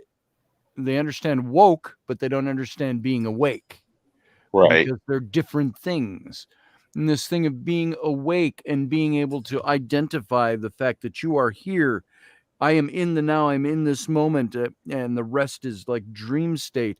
I am aware, and it's not a special feeling. You don't get a special feeling out of it. You don't get like a glow or a halo or anything like that. It's understanding who you are and what you are. And having that ability to understand that comes with a little bit of a discernment. It comes with a bit of a discipline. It comes with a bit of saying, I'm going to make this conscious choice. And young people, when you said young people, that's what triggered that in my mind, is most young adults nowadays aren't even awake. They don't even realize they're outside of this. Yeah. As common and when I say young people, because I think when you're really young, you're still very close to that veil from having crossed over. And so you can tap into that easily. It's when you're in your 20s and 30s that you're vibrating at such a high frequency that it's hard for you to get in there. Yeah. Well, and again, because you've lived a life where people kept telling you that's nonsense, that's hooey, that's woo-woo, got to go away from that. Right. You're grown up now. Right. They're programming you, right? Yeah. Yeah. And don't listen to that, people. Disadvantage that the current generation behind us and the one before that even, which is really sad, is that they have been all of the frequencies you're talking about, they're at such a higher frequency they can't slow down. I agree that it is at a higher frequency, but it's a complete disharmonic set of frequencies, right? So hey, Maya Hansen over in the chat room. It creates a constant state of angst, which is what it's designed to do. Exactly. The generation that could have done this the easiest is the generation just before me or my brother's age group. Sure. That 60s child that those hippies, they were able to really get in tune with this. Yep. Sarah, you were going to say. Yeah, so I did a little while everybody else was talking. I started to look into it, and then I was looking at some stuff in regards to the etheric self, which is a concept that goes in Western tradition and Eastern tradition, so it crosses both. So in the Asian Hindu philosophy of for each person, there's at least, let's see, 1, 2, 3, 4, 5. Okay, there's 5 what they call bodies, and they just usually use term bodies just to make it so people understand that as it's not a physical thing, that the etheric self, because initially, you have your physical body, your mental body, and your energetic body, and then you have your etheric body, and then they have something called the Bliss Body, which basically is a catch-all for everything outside. So your Akashic record, whatever you believe in, universal intelligence that we're connected to, they just call it the Bliss Body because whenever someone is supposedly encounters that, they experience bliss. But with the etheric body, the etheric body is sort of like one. It's kind of like the border. You have one foot in the physical, and then the other foot in the material. And it's also the area which most people know the concept of chakras and everything that exists within the etheric body.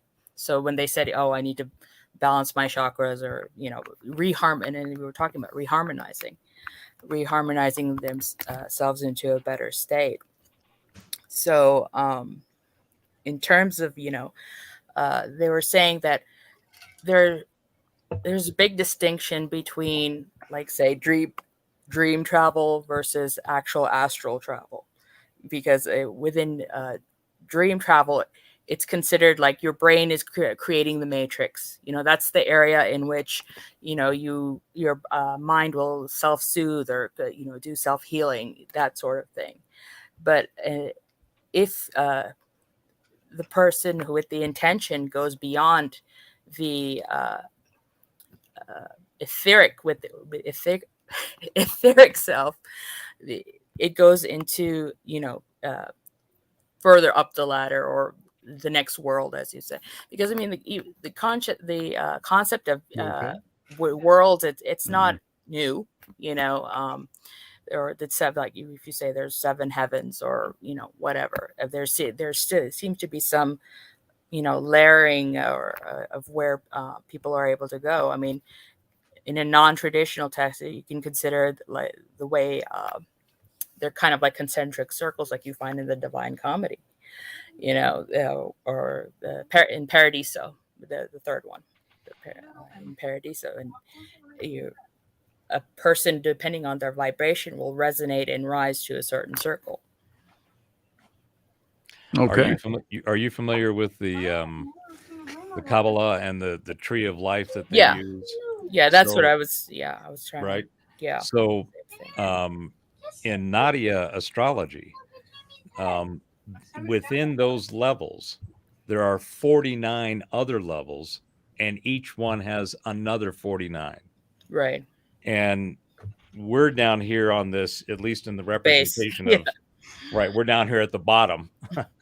And there's all these different levels of different type of energetic entities that have different characteristics, personalities, agendas, enlightenments, and then jobs, right? They kind of guard each level going up. And it's a similar concept that you see in Egyptian death rituals, in which they go through phases of judges, and they are asked questions. Did you do this? Did you not do that? Or the Ba. The Ba, the shadow self, or the etheric self. So I want to find out on a more spiritual level, or a faith level, or an esoteric level. I think we can lose people in talking about the thick, heavy, wordy science, for lack of a better word, of the functionality of all of this, and what causes, and go down steps, and we get so deep with it, people they gloss over. Let's talk about some of the things that people are interested in knowing on maybe that more superficial level, but things that people associate with. Questions like, if I am of a particular religious faith, Judeo-Christian, Muslim, whatever it might be, we all have our things that if you bring up the stuff about the Apostle Paul saying what he said, well, that was all God. That was something that God had him do. He can't do that. Otherwise, it's demonology. It's messing with Satan and demons and all of this. This is the explanation people give. What do you think from a religious point of view, if you will? How should people look at astral projection and out-of-body experiences? Because I know there are people I've known who were in Christianity who had OBDs, and they saw the light, and they saw the relatives and all of that, but they quickly dismissed it as being something that Satan was showing them. Because I'm sure my great-grandfather wasn't a born-again Christian, so why would he be living in the light, is their explanation. How do you approach that kind of... See, religion is a construct of man. Yes. Okay. Faith is a natural thing, a covenant between us and the Supreme Being, if you will. Okay. Yes. Faith is a natural thing, but I think that all religion is a construct of man. And so being able to astral project or have an out-of-body experience, or remember a past life or tap into the Akashic memory or any of that stuff has nothing to do with what dogma you've been taught as a child. It is an innate part of our beings as beings of energy.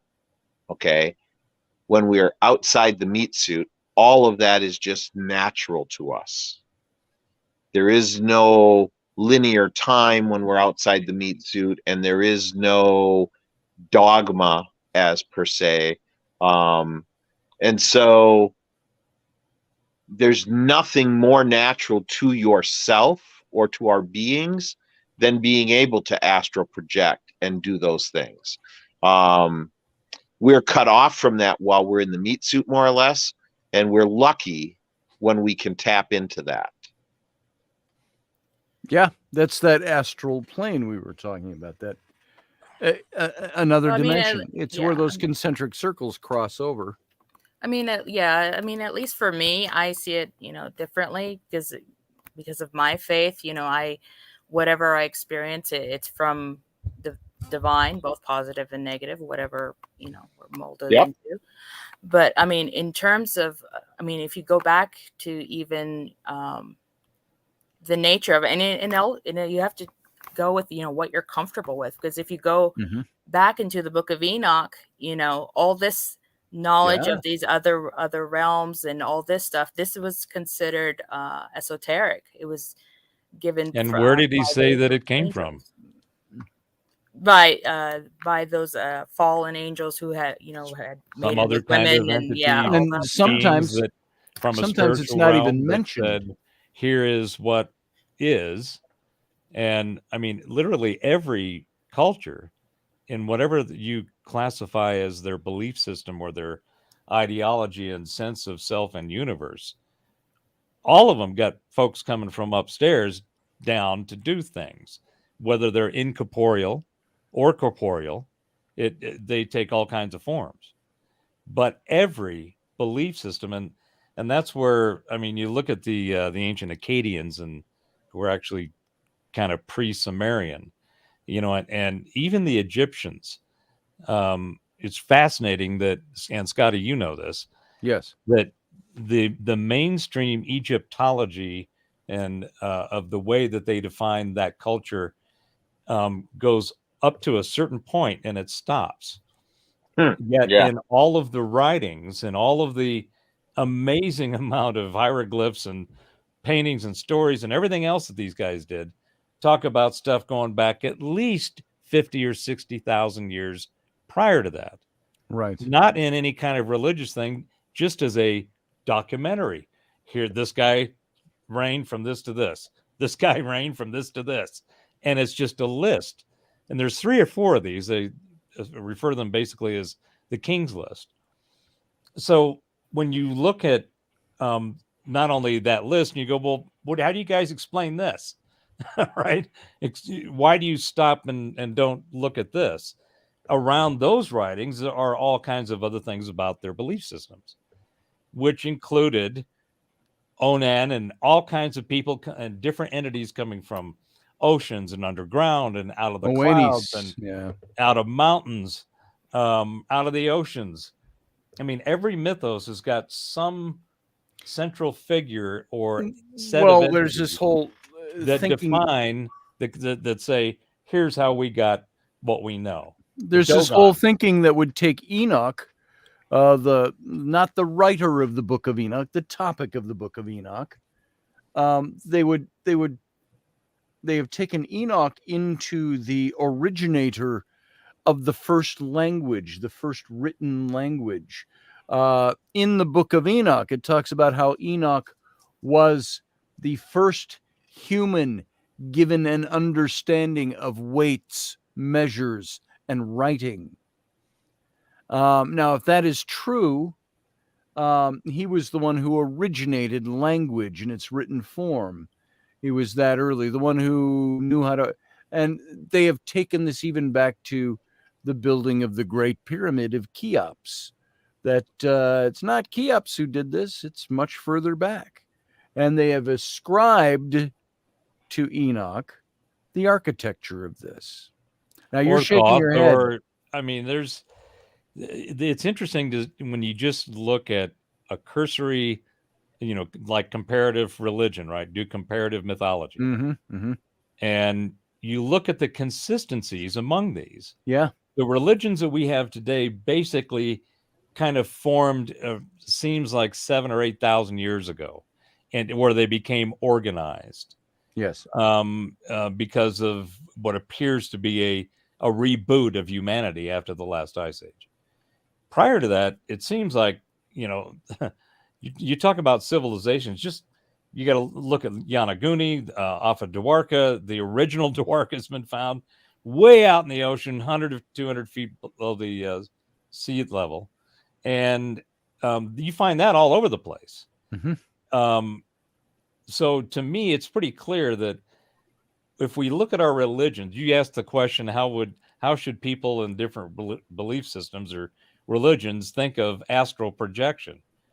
I'm like, I think they need to do two things. One, they need to suspend what they think they know.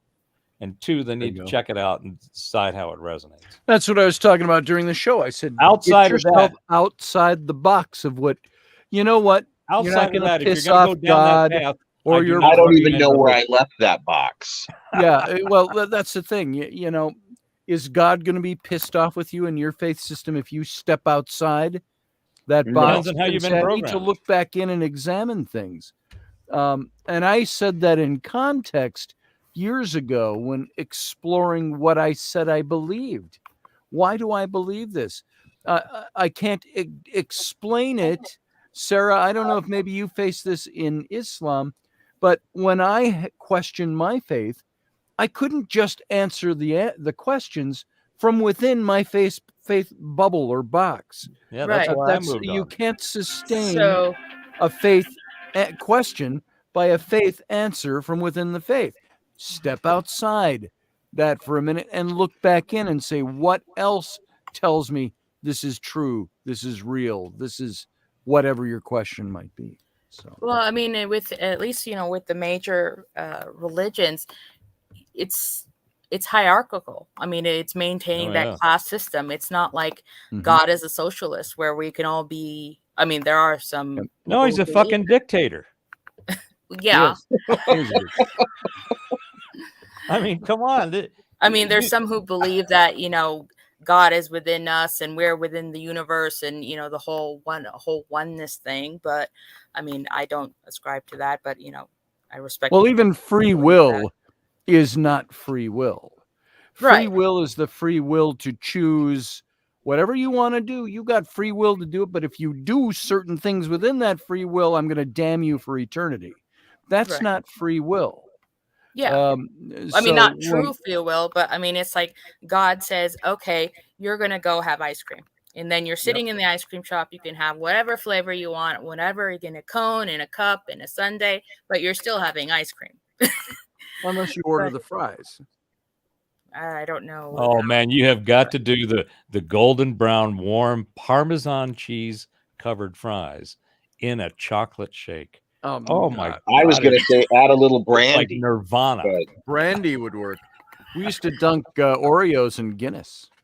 Yeah, I heard that was good, I do. Yeah, I don't know Guinness, but yeah. So I mean, there's at least for the modern, modern culture, modern religions, that there has to be some separation. Whether it's God. I mean, Lucifer aspired to be like God, and he got smacked down, right? So why does there have to be separation, though? I mean, what's the concept and the reasoning behind the concept of that? I mean, I can tell you the compulsion to do something in order to receive that which you want, and having control over being able to deliver that compulsion, fulfill that compulsion. I mean, that's some serious ass control. Well, Sarah can answer this from her perspective. I mean, it's ego on one side. You have your id, where if if you wanted to go in a Jungian direction, you have your id, you want to do what you want. But then, with this type of separation, it's also teaching you also to live for something beyond yourself. And for people to live beyond it's themselves, limiting within that framework. The thing is that definition of self. So that definition, if you're going to live beyond something, you got to know where you're starting, right? So that definition of self has been assigned to you as well. Right. So the root of you has been defined, hole dug, you stuck in it. Now it's up to you to decide if you're going to just sit there and grow, or if you're going to grow and procreate via seeds and everything else in the environment that enables you to make more of you. And that isn't even to me, it's a habit of consciousness, is to create and to constantly manifest new and more from what it is and what it's already done. Yes, but if you look at babies, I mean, first, they're simply have orally fixated, and then, they grow a little bit, and then their world ends when, it's whatever's out of their eyesight, until, they continue growing and evolving in their own ways. Like for an immature kid, their world is their friends, versus, and then later developing, other higher concepts, other different concepts of world expansion. So, so if you're saying the stake, the stake is, it starts with the oral fixation of the kid, Well, I'm looking at shifting just a little bit. Matthew Sainsbury put this up, and it made me think of this. He said, he, meaning God, sent poisonous snakes to bite the Israelites. Moses had to make a bronze serpent, and those who looked on the brass pole lived. I have a very different take on that. And I've talked about this before in relation to free will. People had the free will to choose what they wanted to do. But here I see God, very God, sending poisonous snakes to bite and kill, and people died, his people, because they were being disobedient. But then he also told Moses, now, I hear the prayers of the people. Why don't you go ahead and make a bronze serpent and put it up on a pole, and whoever looks at it or comes and touches the pole will be healed of the snake bites before they die. Therefore, providing a way of salvation. And my question would be, well, if you didn't send the snakes in the first place, maybe there could have been a different way to do this. Now, is that my finite thinking as a human? I am not God. What does Isaiah 55 say? How much higher are God's ways than my ways, and his thoughts than my thoughts, and so on. So I would say it tends to start looking like the book of Job, a much older chronological book, where, and pardon me for putting this way, I don't mean to offend anybody, but it's like the God of the Bible fucks with people. Yeah. Get him to do what he wants them to do. You had said earlier, and I said, I got the answer to that. It was Professor Bauer was bringing it up. Why does all this free will stuff, and why does God do this? And it's because God is laying out right in scripture to say, I'm the boss. Yeah. I made you. What do parents say in a watered down version? No, but I gave birth to you. I can take you out. Parents say, parents have to give their kids tough love, right? You got to. But we also see and experience our parents on a daily basis. My daughter can walk over and experience my wife or me, not just read from some prophet in a church or some text written down that, well, this is what's expected of you by your parent. No, I can go see my parent. I can have a relationship with them that's physical. If God showed up out here, if he showed up on, and I'm going to probably Times Square, supposedly, but say being omnipresent. So if God showed up today on Times Square of the Old Testament, he would be literally, today they just kind of, everybody would get out their phones and film it, which would be great. Yeah. But he would be labeled as a vindictive, psychopathic egomaniac. Unless he is what he claims and the church claims he is that he comes down and presents himself in Times Square, but he's the all-powerful entity of the universe. That's going to well, put you can't everybody be- flat down on their faces. You can't be omnipresent, omniscient, and fuck up this bad. Not 'cause scientifically. you have to look at it and go, dude, your track record's kind of weird. And if you're telling us to trust you, you got to know that we're going to need something to kind of go on a little bit. And Yeah. if you're going to say, well, I am God, look at my track record, it's like, well, you need to rethink that yourself. Can you astral project and go see God? Will that be the trip of no return? Oh, well, you're already here. You know, is that possible? Do you see, who are you seeing? Okay, so Who's in I think control of that is possible to a certain extent. Sometimes when you're listening to these people that have astral projected and stuff, there are places you go which are so powerful in pleasure and love and all of that you don't really want to leave and come back.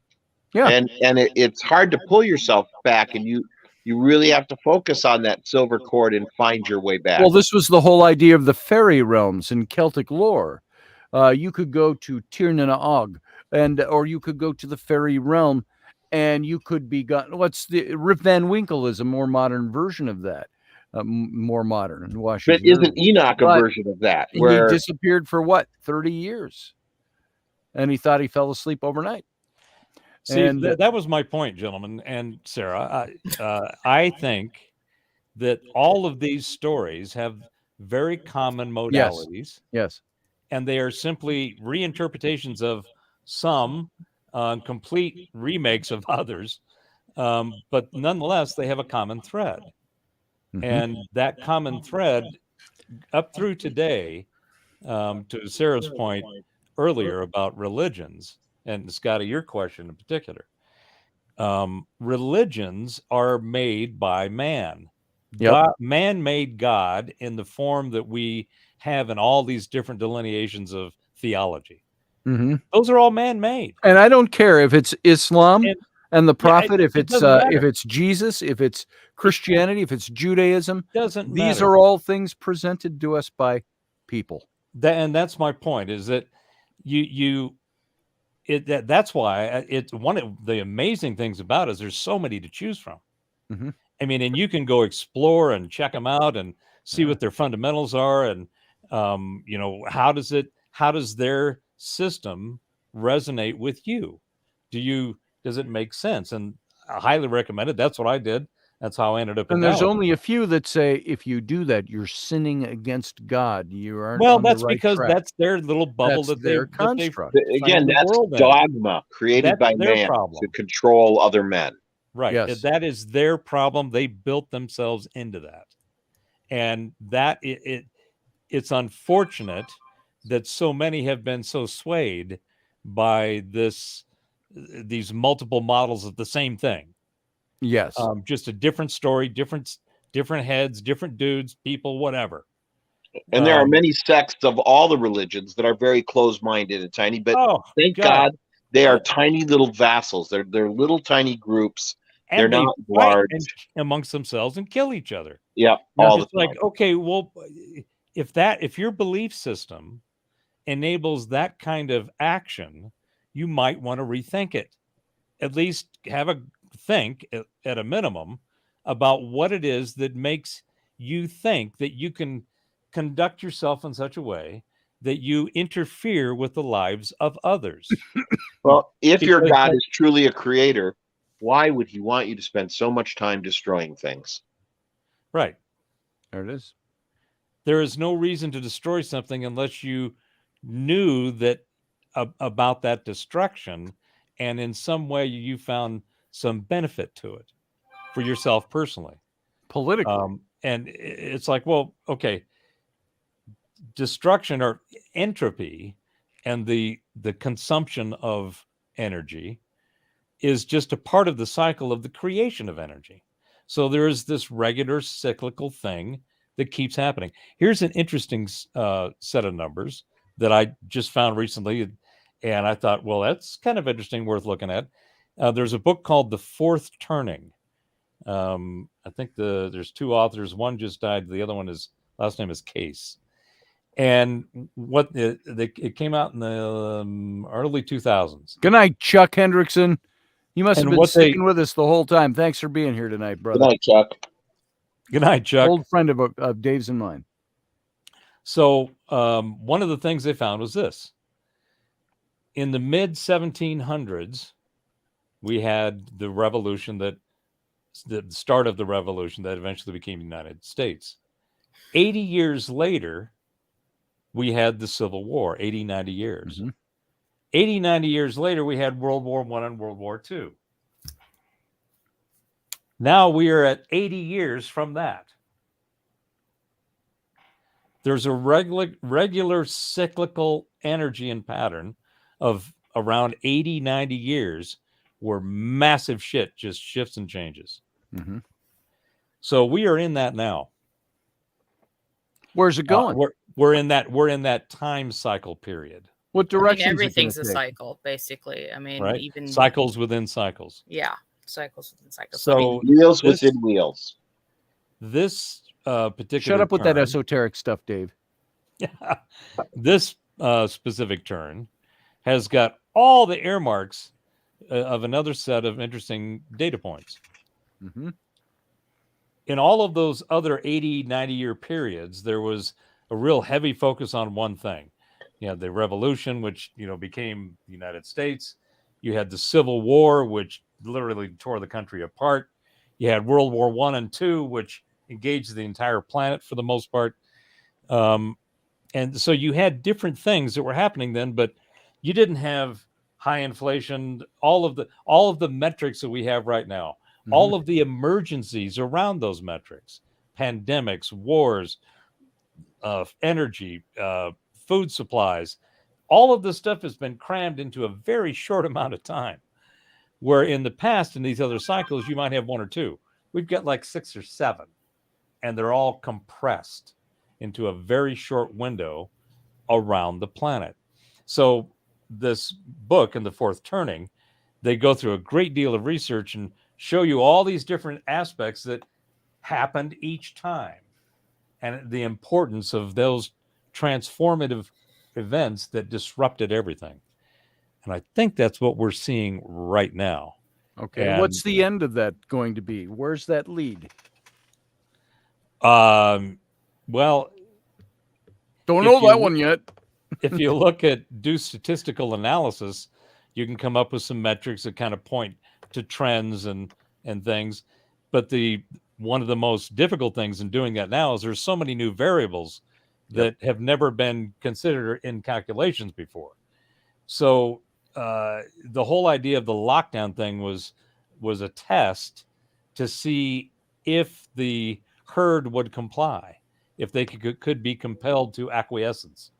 And I mean, I think for the most part, when they went through this initial lockdown, I was amazed at how it looked like 80 plus, maybe 85% of the planet literally immediately complied. Just boom, we're done. They just said, okay, well, all right, we'll shut up. We'll go into our room and be quiet. And there's the because they sheeple. hit them where they all thought they were the most vulnerable. My health. Right. And so, I mean, even our family, that first couple of months, we were like locked down. We were okay, if that's the thing we're supposed to do. Now that we have information about the efficacy, the acts, the data, the questions, the models, the people, the experts, the analysis, all of the stuff that's gone on around those events has produced data that makes you go, what? Yep. Let me. That was your answer. It's so strange. I need to understand your question that got you to that answer. So let's go back to the question. What questions were you asking when you came up with this answer that is now proven to be completely wrong? I mean, to an extreme in a lot of cases. Yeah. So you have to go. So that is now happening. The psychology.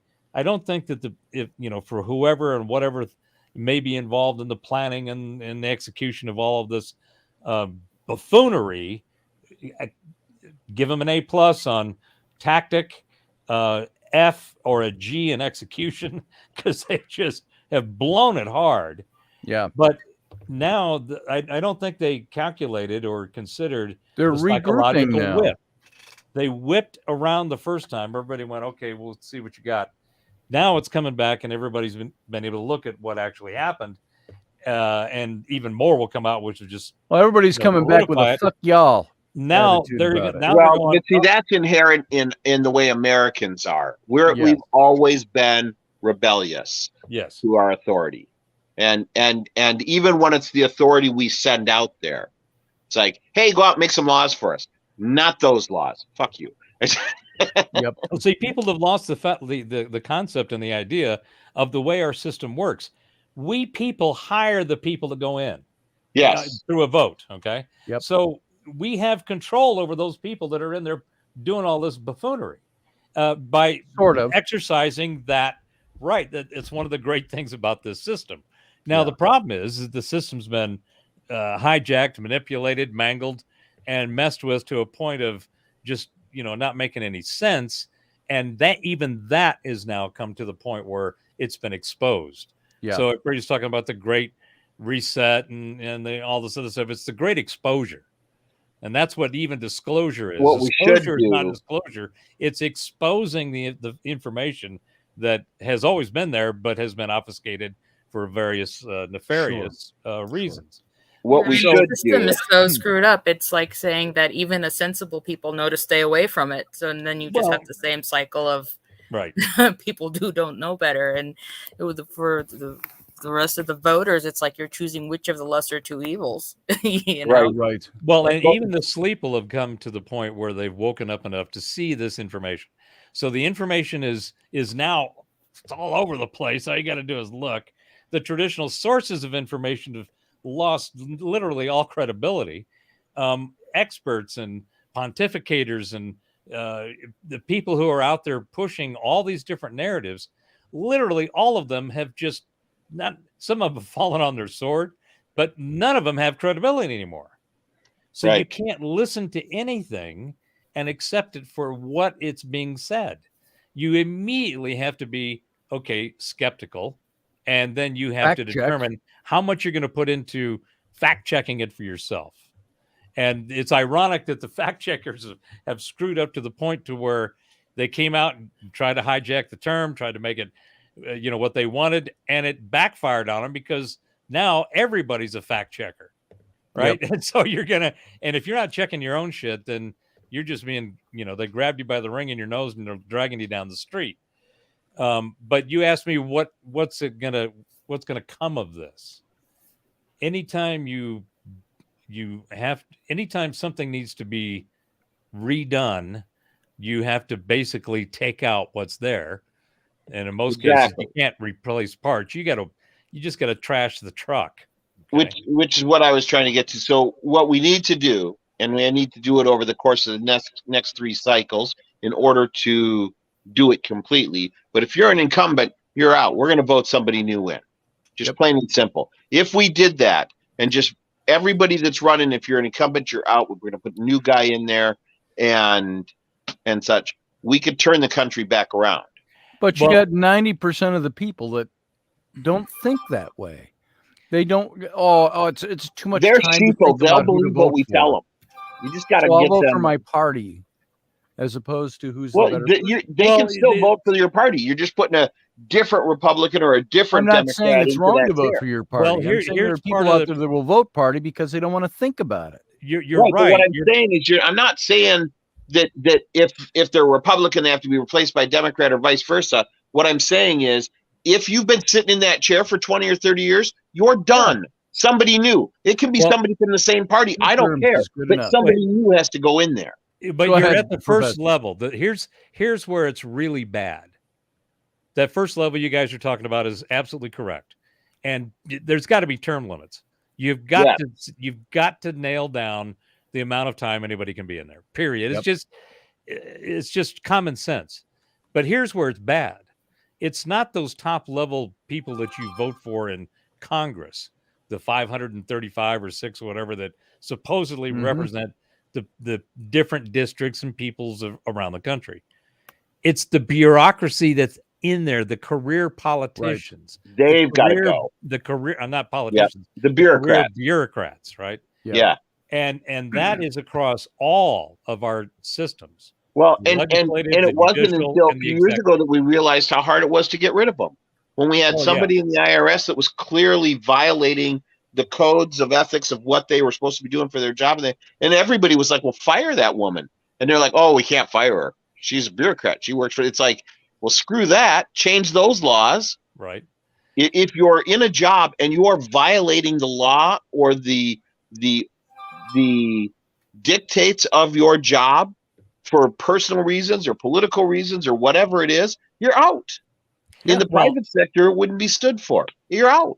right. And that's the thing, is that the majority of, there was, I forgot the amendment, the 13th or 14th Hey, amendment. guys, I gotta run. You gotta go, Sarah. Hey, Sarah. All right, thanks, guys. Thanks for Bye-bye, being here. Sarah. Have a good night. It's only 11. I think it was the 13th or 14th amendment, somewhere in there, that there's controversy on whether it was actually ratified or not, but it basically excluded lawyers from being The able 13th. to run in That was Congress. the 13th. The 13th? Mhm. Yeah. And I mean, that right there. Yeah, you can't run for office if you're a lawyer. Right. That's what the 13th Amendment was going to say. That right there. I mean, if that would have went in Half of our place politicians are lawyers. and stayed in place, there would be a lot less bullshit, because part of the you've got two different classes of people, in my view, that are in Congress. You have people that are mouthpieces with an ideology, Mhm. and then you have people who know how to craft sentences and legislation and look at things legally. And those are the guys that are really dangerous. Yeah. Because they can write shit into word salads. Yep. That you can go right by and not even notice. And it will change your life if you don't pay attention to it. Okay. So we need more farmers in Congress. Quite seriously. We need more guys that practical run people. gas stations. Yeah. Right? Truck drivers. Mechanics. Right? Well, on that Police note, we're mechanics. going to call it quits for tonight, guys. We're after 11 o'clock. We can pick this up another time. Hey, Joyce, we got to go too. So good to see you in the chat room tonight.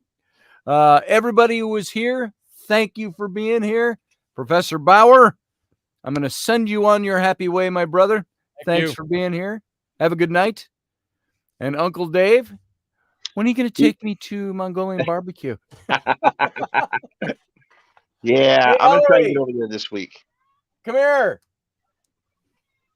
Stay right there, Uncle Dave. Okay. Be well, everybody. Do something good for someone. Ask Dave when he's going to take you to Mongolian barbecue. When are you going to take me to Mongolian barbecue? We're going to try and do that this week. I thought I'd get her in on that. Friday I have something, and Saturday I have something. Sunday You go to camp with Mom? No. Oh, she's I done need to go camp. wash off the kids. Mom goes to camp with who? With Rowan. Rowan's at Bible camp this week with friends, and then she goes with Rainey to scout camp. When are we doing the Renaissance thing out there? That is The 31st? I'll talk to you about that. It's the last. Did we miss it already? I wiped No, off it's the August. kids. It's in August. When Oh, they're it's in Alaska. August. Oh, okay. I was thinking it was the end of Oh, July. last weekend of July. Oh, That's this coming weekend. We'll talk. Yeah. we'll talk. All right. So, Dave, we'll talk later. And Sweet we'll dreams, Ellery. work out some logistics. All right. Have a good night. Love Say you. bye to Uncle Bye-bye. Dave. Uncle Dave, can we go Thursday night? We'll talk Never about on a Thursday off the night. show. Never on a Bye. Thursday night. Bye, Uncle Bye. Dave. All right. Everybody. Hey, Ellery says Barbie D. So here we go. It's 11 o'clock. My 7-year-old child is still up because we're up. It's summer. And that's just the way it rolls around here. So, folks, I want to thank you for being here. Thank you for giving me your and even time. if I went to summer school's done. There it is. So we're going to go out on Scotty and Rainey's It's Sunday theme because it's short, it's sweet, and it's upbeat. So good night, folks. Live long. Can you do that? Live long and prosper.